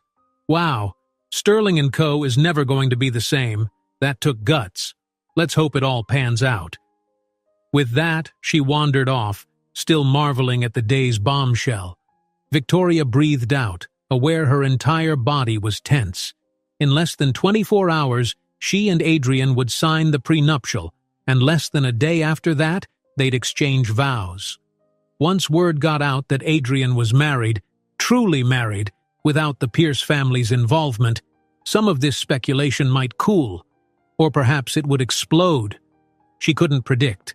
Either way, she trusted Adrian's conviction, and she felt a swell of admiration for his courageous stand in front of the entire company. He had refused to be a pawn in his father's legacy. Now, she had to brace for the fallout. Reaching her desk, she found a text waiting. "Adrian, thank you for your silent support. Let's meet tonight to sign the prenup. My penthouse, 7 p.m.? Her heart fluttered. She typed back a simple, "Yes, I'll be there." Then she closed her eyes for a moment, letting the magnitude wash over her. Tomorrow, they would marry, forging a path that might threaten his father's wrath, the Pierce family's vengeance, and the board's skepticism. But together, they stood a chance of pushing through. In the silence of her thoughts, she felt a faint flicker of optimism. Adrian had chosen to follow his own path, and perhaps against all odds, he had chosen her to walk it with him. Now, she needed to be strong enough to keep pace. The day wasn't over yet, and countless tasks still awaited. She squared her shoulders, forcing herself to focus. One day more. Then everything would change. Even the office air seemed charged with static by the time Victoria made it through the rest of the workday. Her chest felt tight with the knowledge of what lay ahead that evening, and the day after. There were phone calls to answer, emails to sort, deadlines that suddenly seemed trivial in comparison to the secret vow she was on the brink of making. Each time she glanced at the clock on her monitor, she felt the seconds tick by in slow motion, yet the end of the day approached with dizzying speed. Shortly before 5, a discreet knock sounded on her cubicle wall. She turned to see Lucy, composed as always, though a sheen of worry lined her eyes. "Victoria," Lucy said softly, keeping her voice low so as not to be overheard. "I don't mean to pry, but I've never seen Mr. Sterling's father so unsettled. And you, well, I notice you've been summoned to the penthouse a lot lately." She paused, weighing her words. "Is everything all right?" Victoria managed a smile, careful not to reveal too much. "Yes, Lucy, everything's fine. It's just a busy time for him, and I've been helping in certain administrative tasks. You know how it is." Lucy's gaze flicked to the locked drawer where the prenuptial sat.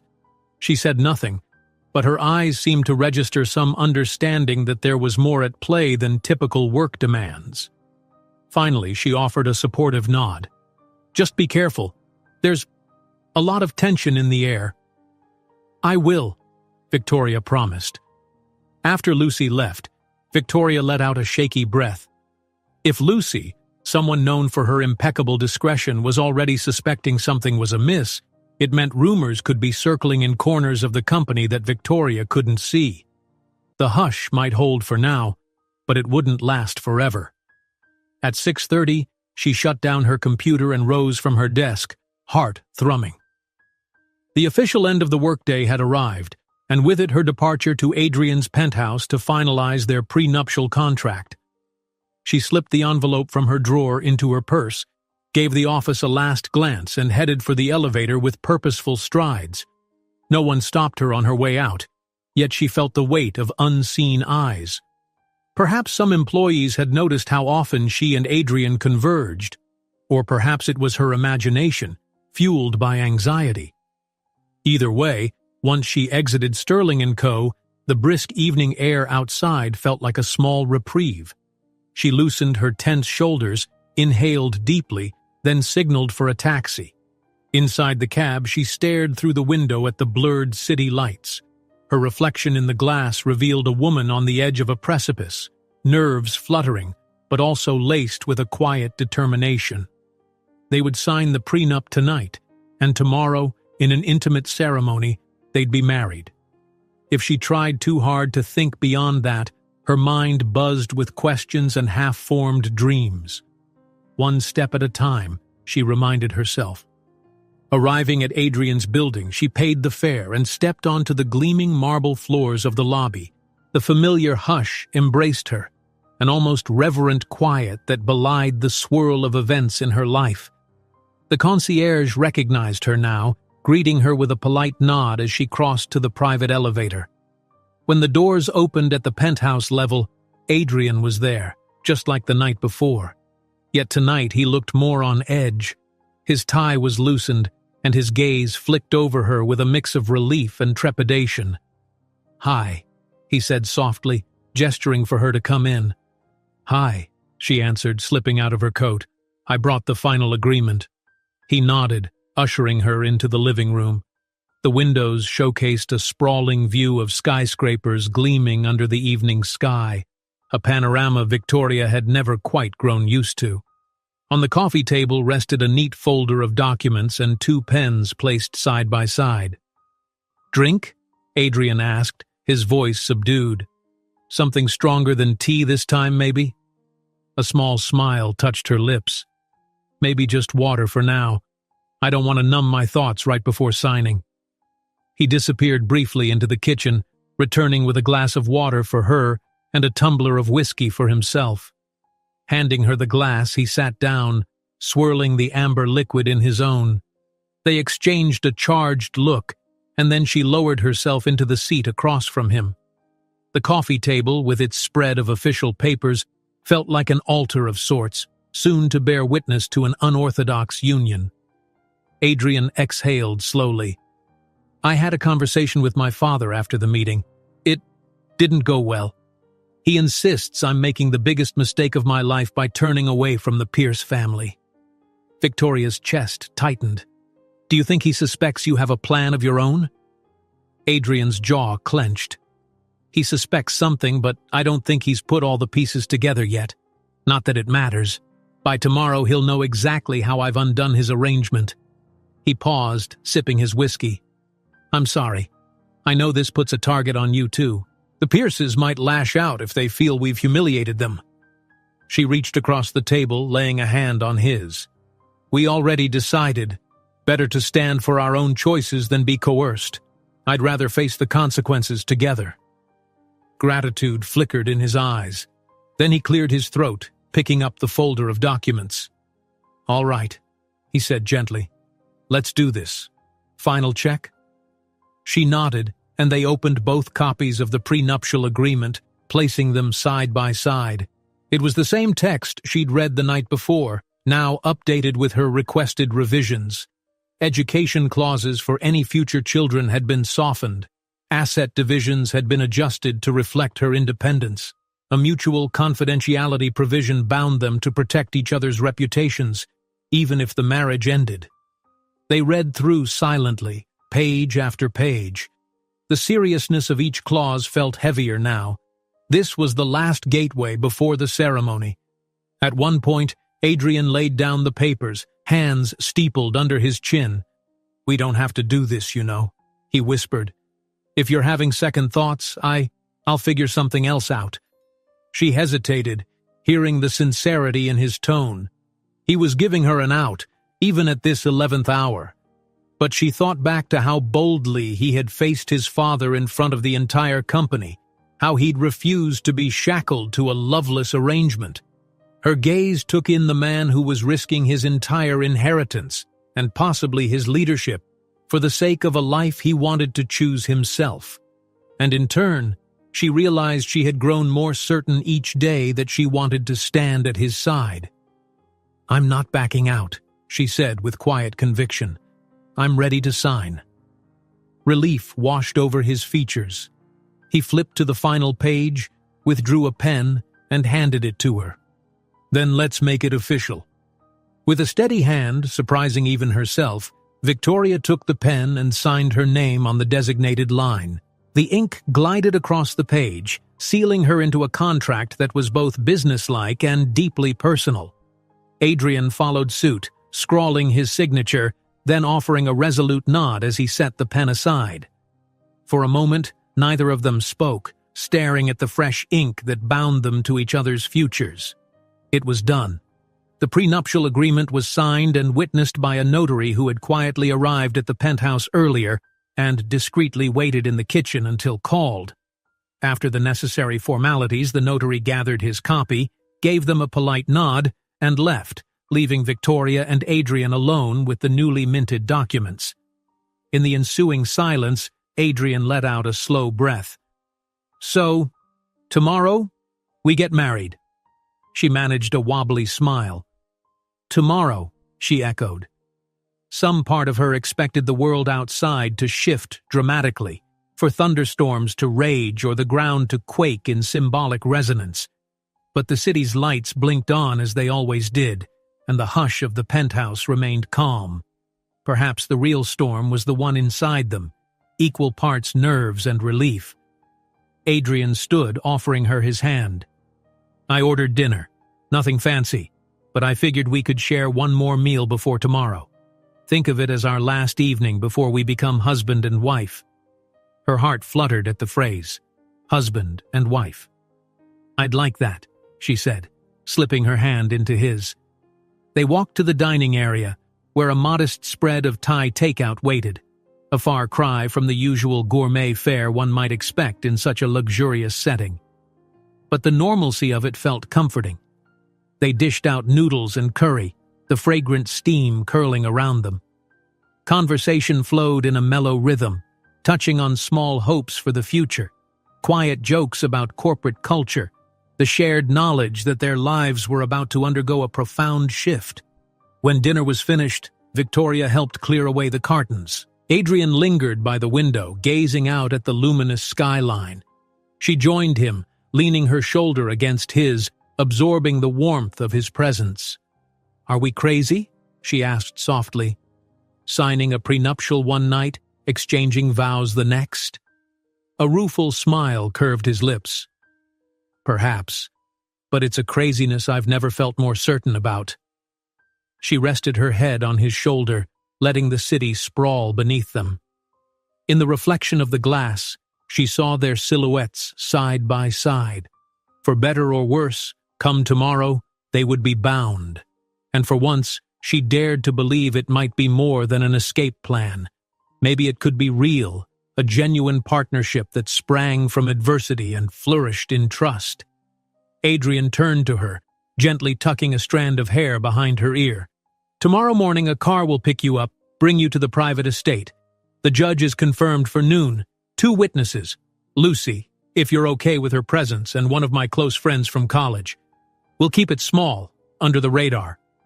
Her voice caught with emotion. "I'm fine with that." She hesitated, a wistful thought surfacing. "My mother, she doesn't know.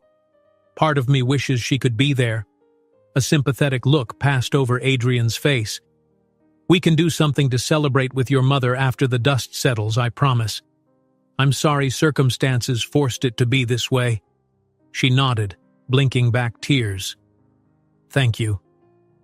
They stood together in silence, the glow of the city playing across their faces. It felt like the calm before the storm, as though they were stealing this pocket of peace before the real chaos erupted. Tomorrow she would walk into the unknown, trusting the bond they'd forged in such a short, intense span of time. Eventually the evening wore thin, and she made her way to the elevator once more. Adrian walked her there, pressing a tender kiss to her forehead before the doors slid shut. "Tomorrow," he repeated, voice trembling with equal parts conviction and apprehension. She held his gaze until the elevator descended, her heart beating a fast, uneven tempo. Once outside, she stood on the curb, the city's swirl of lights and traffic enveloping her. She thought about the prenuptial, now officially signed. If that was the legal foundation, then tomorrow's vows would be its soul, an act of faith, each pledging to stand by the other against the father's wrath, the board's doubts, and the Pierce family's looming threats. She flagged a cab and climbed in, feeling like she hovered on the brink of 2 worlds. The one she'd known, an ordinary life of quiet ambition, a small apartment, and routine days, and the new reality that awaited, where she would be Victoria Sterling, wife of a CEO embroiled in corporate wars. The ride home passed in a blur. Back in her apartment, she paced the cramped living room, that swirl of thoughts refusing to let her rest. Tomorrow, at noon, she would become a married woman, an unimaginable turn from the path she'd envisioned for herself. But as she glimpsed her reflection in the window, she noticed a spark in her eyes, a quiet thrill that refused to be dimmed by fear. Slipping out of her clothes, she prepared for bed. Yet sleep was elusive, her mind too full of forms, signatures, and the memory of Adrian's lips brushing her forehead. Lying in the darkness, she pictured him likewise sleepless in his penthouse.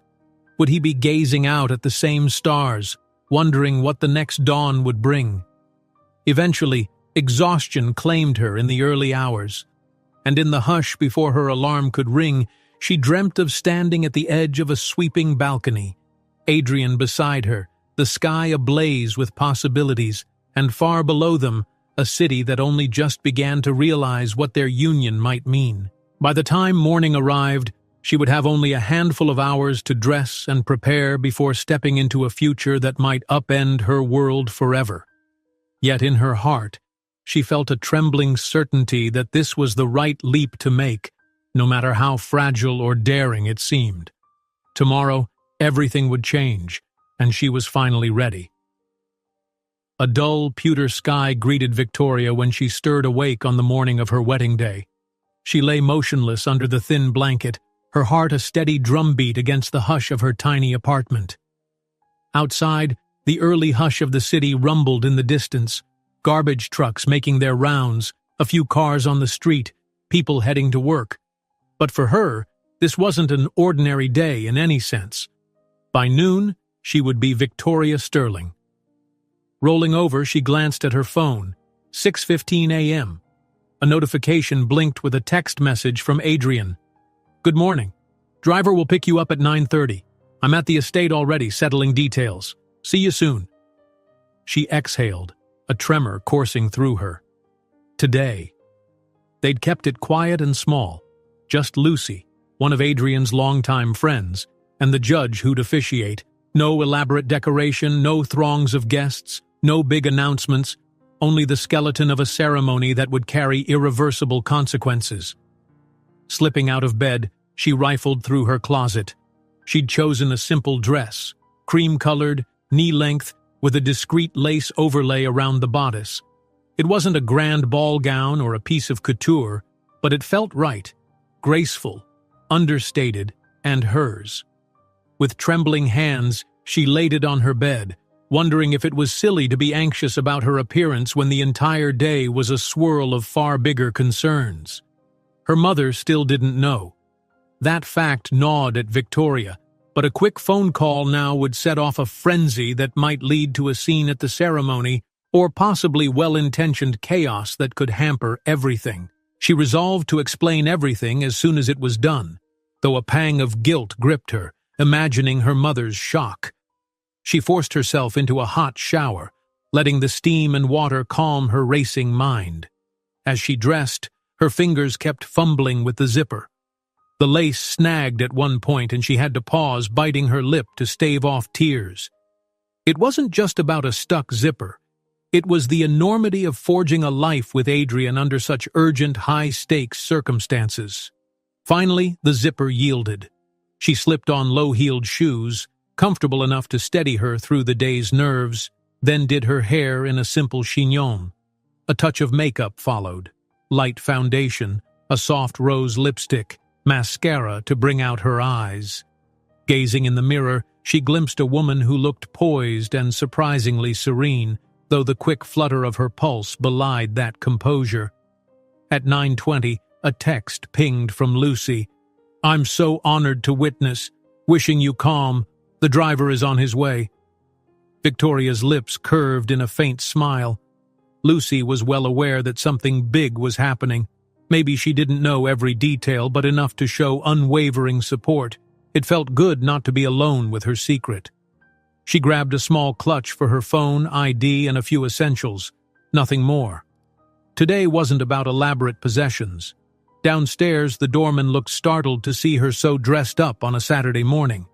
He opened his mouth, perhaps to comment, but she offered a polite smile and hurried out before questions could form. A sleek black sedan idled at the curb, the driver, a middle-aged man in a neat suit, stepping out to open the door for her.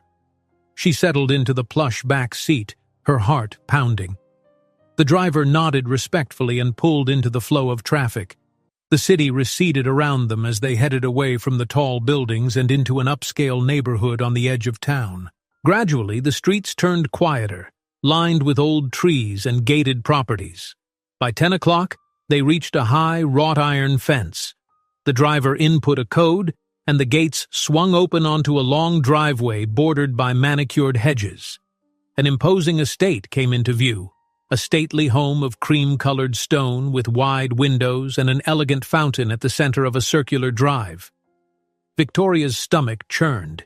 This was their wedding venue, a friend's private estate that Adrian had borrowed for the day. She stepped out of the car, gripping her clutch to keep her hands from shaking.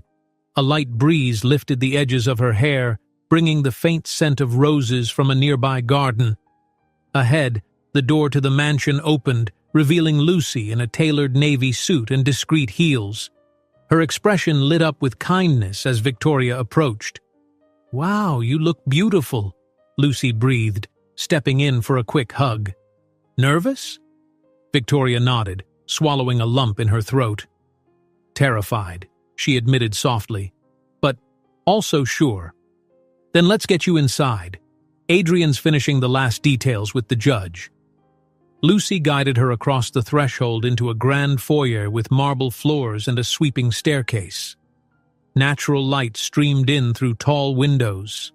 The hush enveloped them, broken only by the distant murmurs of conversation in another room. Victoria tried to steady her breath, reminding herself that at least there were no paparazzi or uninvited watchers here. Just the quiet halls, the two witnesses, the judge, and Adrian. Down the corridor she spotted Adrian's friend, a man named Jason, tall and lean, wearing a crisp suit. He offered a friendly nod, tipping an invisible hat. "You must be Victoria. Adrian's told me how grateful he is that you're doing this with him." Heat pooled in her cheeks. She managed a polite smile. "Thank you for being here. I know it's not a typical wedding." Jason shrugged. "Better than any stuffy society ceremony if you ask me. No nonsense, just two people making a stand." She exhaled, touched by his easy acceptance. Lucy gave her arm a gentle squeeze, then nodded toward the double doors at the end of the hallway. "They're in there." With a final brace of her shoulders, Victoria walked forward. She pushed open one of the doors, stepping into what appeared to be a small parlor, a cozy, sunlit room with a fireplace and an antique rug. Adrian was there, by the mantel, talking quietly with a distinguished older man in a black suit. The judge, no doubt. At the sight of her, Adrian's gaze sharpened. He excused himself from the conversation and crossed the room in a few swift strides. His charcoal gray suit complemented his figure perfectly, but it was the relief and warmth in his eyes that struck her most. "You look stunning," he said, voice low. Her heart fluttered. "You clean up nicely yourself," she teased, just loud enough for him to hear. For a moment they simply stood, letting the reality sink in. Then the judge cleared his throat politely. "Shall we begin, Mr. Sterling?" Adrian nodded, taking Victoria's hand. "Yes, let's do this." They gathered in the center of the parlor. Lucy and Jason stepped up as witnesses, standing on opposite sides. The judge introduced himself as Judge Graham, swiftly confirming that he'd reviewed the necessary documents: marriage license, identification, prenuptial proof. His tone was pleasant, yet he wore a small frown that suggested curiosity at the haste. Still, he asked no questions about the personal circumstances. Perhaps Adrian had paid handsomely for that discretion. Outside, a gust of wind rattled the windows. The judge opened a slim folder, cleared his throat, and began the formalities. "We are gathered here today, in this private and intimate setting, to witness the union of Adrian Jonathan Sterling and Victoria Ann Carter. As per the paperwork filed with the city, all necessary prerequisites have been met.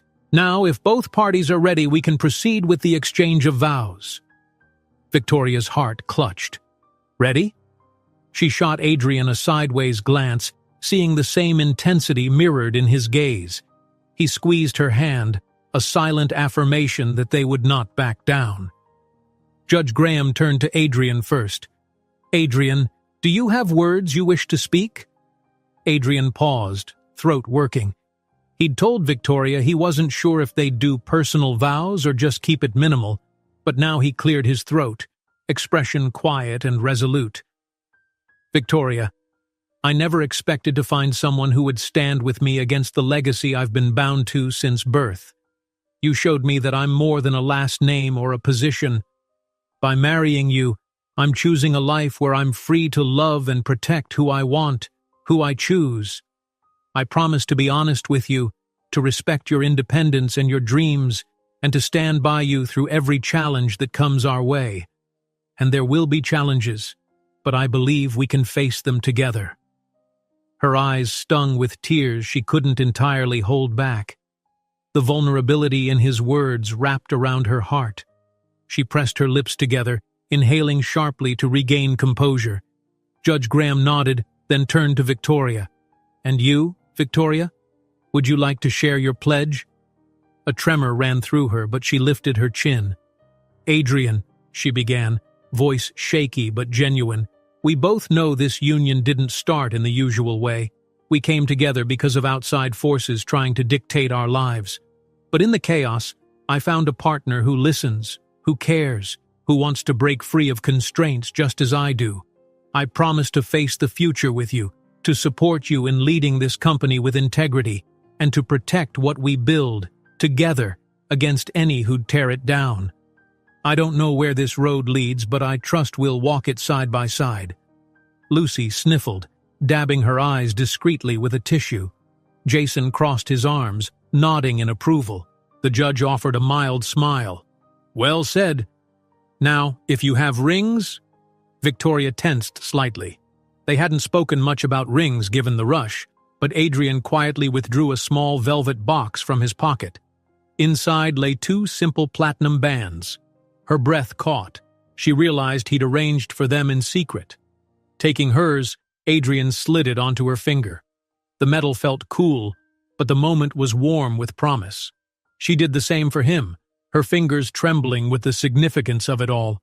The rings glinted under the soft light, as though sealing the vow in physical form. Judge Graham's voice was steady and formal. By the power vested in me by the state and in the presence of these witnesses, I now pronounce you husband and wife. You may seal your union with a kiss. Adrian's gaze locked onto hers. He cupped her cheek with a touch that trembled at the edges. Slowly, his head dipped, and she rose on her toes to meet him. Their lips met in a gentle press, the hush of the room enveloping them. It was a soft, almost tentative kiss, carrying the weight of 1,000,000 unspoken hopes and the swirl of uncertain tomorrows. When they broke apart, Lucy and Jason clapped, a quiet applause that resonated in the space. A swirl of relief and disbelief tore through Victoria. They had done it. No dramatic interruption, no last-minute sabotage. It was official. She was now Mrs. Sterling. Adrian turned, clasping her hand. "Thank you, Judge Graham," he said. "And to both of you," he nodded at Lucy and Jason. "Thank you for witnessing this. It means the world to us." The judge confirmed the paperwork, took the signed certificate, and offered them formal congratulations before taking his leave. Lucy hugged Victoria, whispering a teary, "I'm so happy for you." Jason shook Adrian's hand, then clapped him on the back in genuine camaraderie. Within minutes, the others gave them space, drifting into an adjoining room for refreshments. Suddenly, Victoria and Adrian found themselves alone in that sunlit parlor, the hush returning. She glanced at the ring on her finger, hardly believing this was real. He touched the small band, eyes brimming with emotion. "We did it," he murmured. "You're my wife." She let out a shaky laugh. "I am. And you're my husband." They lingered in the quiet, absorbing the enormity of that statement. Outside the window, the wind rustled through a copse of trees. In the distance, clouds gathered, but the property stood calm, an oasis from the chaos of the city. For now, the father's fury, the board's demands, and the Pierce family's threats were momentarily held at bay by their united front. Victoria reached up to cradle Adrian's face, feeling her chest swell with emotion she couldn't quite name, relief, affection, and a trembling sense that she'd just done something wildly significant. "Whatever happens from here, we're in this together." He bent his forehead to hers, eyes closed. "We are," he whispered, a promise that matched the ring on her hand. The day was not yet over. Soon the world would discover that Adrian Sterling had broken from the Pierce arrangement by secretly marrying someone else. They both knew the storm would come, but they also knew that in this moment, they had chosen each other, forging a bond that no prenuptial or board meeting could fully define. And in that quiet, sunlit parlor, husband and wife took a final breath of peace before stepping out to face whatever the world and destiny had in store. For the first hour after the ceremony, it felt as though the world had paused in a moment of serene unreality. Victoria and Adrian strolled around the private estate's garden, hand in hand, stepping carefully on the stone pathways that wound among rose bushes and ivy-covered walls. The newly signed marriage certificate rested in a leather folder on a nearby table, a quiet testament to the union they'd sealed. Occasionally, Lucy and Jason gave them space, wandering off under the pretense of sampling the refreshments set out in the library. Somewhere above the drifting clouds, a sliver of afternoon sun emerged, highlighting each tree leaf in subtle gold. For a moment, the hush felt protective, as though no one could intrude on them here. Adrian squeezed Victoria's hand more tightly. Even dressed in formal attire, they looked like two people who'd slipped away from all the world's demands, forging a gentle bubble of calm. But eventually, that bubble had to burst. Just after midday, Adrian's phone began to buzz almost incessantly. Calls, texts, notifications piling up. Victoria sensed the shift in his posture as he read through them, a slow tightening of his jaw. She could guess the cause. News of their sudden wedding must have leaked somewhere, or the father and board had discovered the truth. The meltdown had arrived. "It's my father," Adrian said quietly, slipping the phone back into his pocket. "He's furious, demanding we return to the city at once. Apparently the Pierces have gotten wind of everything." Victoria felt her stomach clench. "What are they threatening this time?" He exhaled. "According to the messages, they're threatening to pull out of certain joint ventures. My father's worried about an emergency board vote to question my leadership. They're also stirring up rumors that we orchestrated this purely to sabotage their family. It's going to be messy." She reached out, resting a hand on his arm. The contact steadied them both. "We knew they'd react strongly. But we're married now. There's no reversing that." The quiet steel in her tone surprised even her. "They can't force you to accept an engagement you've already invalidated." He gave a crooked smile. "That's true. The arrangement is officially void." Then his expression turned serious. "We should face this head-on. Go back. Show them we're not afraid. We have to protect Sterling and Co. from whatever backlash the Pierces stir up." Victoria nodded. As unprepared as she felt for a public standoff, she understood the logic. Hiding wouldn't help. Better to confront the board and his father directly, to prove that their marriage was done by choice, not on a whim or under some manipulative scheme. Within minutes, they assembled Lucy and Jason in the estate's foyer. Lucy, her eyes still shiny with emotion at having witnessed the ceremony, approached them with a worried crease in her brow. "I just received notice that Mr. Sterling Sr. wants an urgent meeting at the company headquarters. The board's convening. Do you want me to ride with you?" Adrian exchanged a look with Victoria, who nodded. "Yes, please come, Lucy," Adrian said. "Jason, thank you for everything. We won't drag you into the board's war if you'd rather not get tangled up. But you're welcome, of course." Jason cracked a dry smile. "I'll bow out gracefully. I've got a plane to catch tonight, but keep me posted. And hey," he clapped Adrian's shoulder, "congrats, man. It takes guts to stand up to your old man like this." With a subdued goodbye, they left the quiet estate behind, climbing into a town car that Lucy had arranged. The ride back to the city was tense. No longer lost in private daydreams, they prepared themselves for the confrontation sure to unfold at Sterling and Co. Victoria stared at the ring on her finger, reminding herself that no matter what they faced, they were in this together. When they arrived at the towering skyscraper, the difference in atmosphere from the estate was jarring. Security personnel hovered near the lobby, and employees milled around with anxious expressions. The hush that usually accompanied Adrian's presence was replaced by a ripple of startled whispers. Eyes darted to Victoria, who walked close beside him, ring visible on her left hand. They rode the elevator up in silence, Lucy by their side. At the executive floor, they stepped out to find the corridor unusually crowded with board members, aides, and a furious older man waiting with arms folded. Adrian's father, Mr. Sterling Sr., cut a formidable figure in his dark suit, steel-gray hair, and eyes that blazed with wrath. "There you are," Mr. Sterling said coldly, his glare shifting from Adrian to Victoria and back again. "We need to speak, immediately." Adrian steeled himself, nodding once. "Then let's do it." He gestured to the largest conference room. "In private, please." Several board members trailed after them, a hush falling as everyone filed inside. Victoria's heart pounded, but she squared her shoulders. She was Adrian's wife now. No matter how new or precarious that role felt, she'd stand as his partner. Lucy lingered outside at Adrian's nod, understanding she should remain on call for support if needed.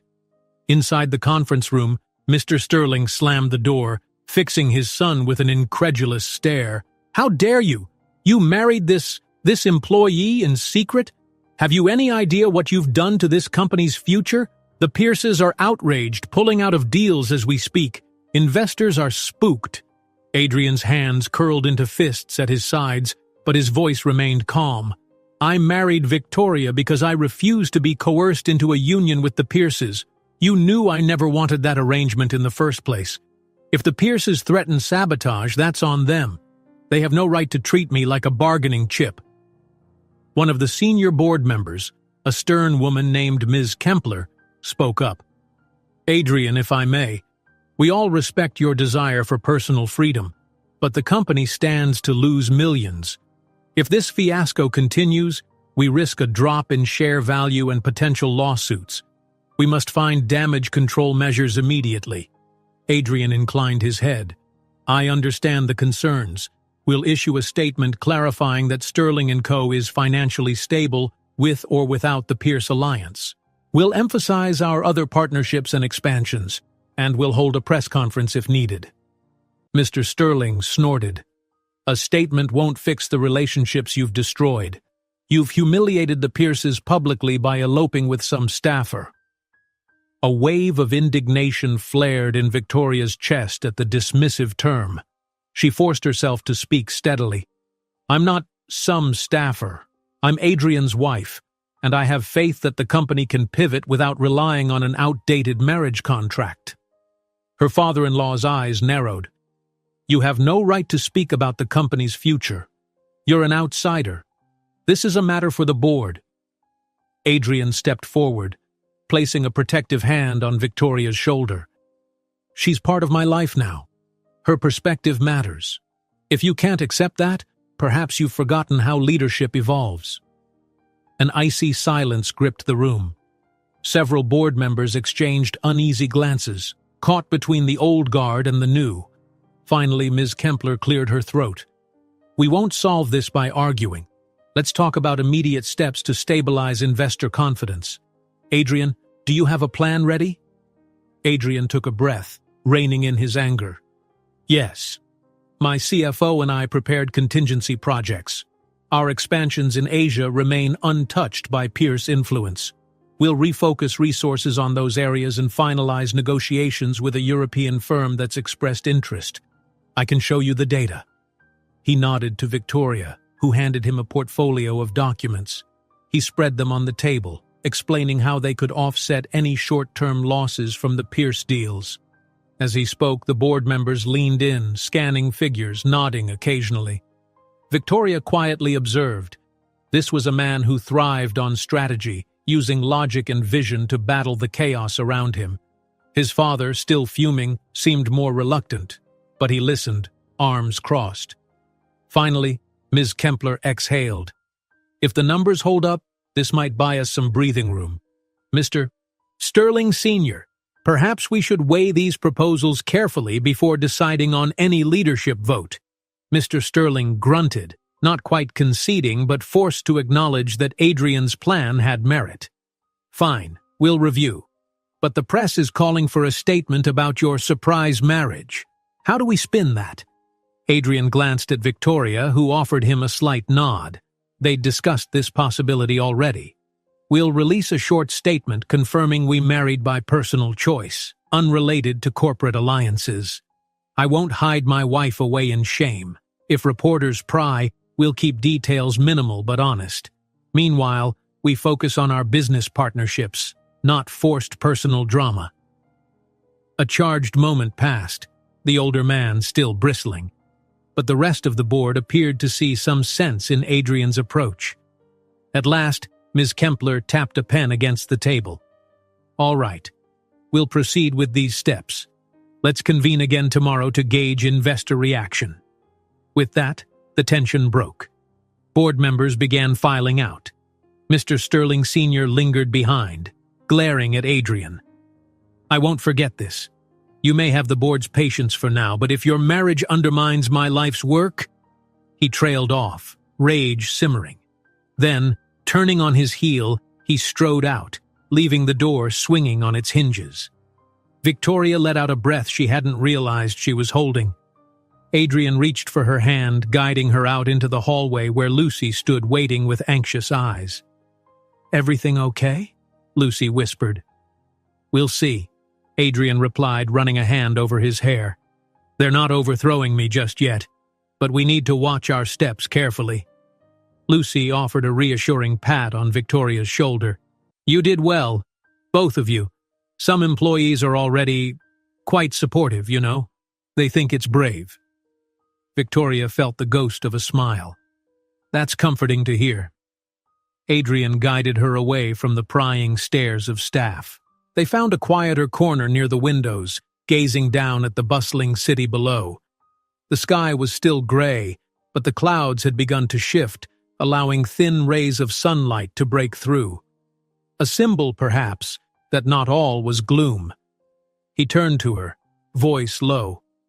"Well, Mrs. Sterling, that was our first battle as husband and wife. Thank you for standing beside me." She leaned into his warmth. "We'll have more battles ahead, I'm sure, but we made it through this one." His arms circled her waist, and in that small corner, away from the swirl of watchers, they allowed a moment of closeness. The day had been exhausting, navigating familial wrath, corporate turmoil, and the avalanche of consequences that followed their hurried wedding. Yet they'd stood together, refusing to be crushed. "Let's go home," he murmured, pressing his forehead to hers. "To our home eventually, but tonight, anywhere we can breathe and be ourselves. We can celebrate in private, away from the chaos." She smiled softly, the weight on her chest easing. Yes, they had so much left to face. The father's ongoing anger, the Pierce family's vengeance, and the intricacies of a new marriage built on both necessity and a growing spark of genuine affection. But they weren't alone. "Home," she echoed, letting the word hold more meaning than just a physical address. Adrian's hand found hers, their rings glinting in the filtered light. Together, they turned from the window, stepping forward into an uncertain future. Yet step by step, vow by vow, they were forging a path neither of them could have braved alone. If you enjoyed this story, don't miss the next one. Just click on the screen.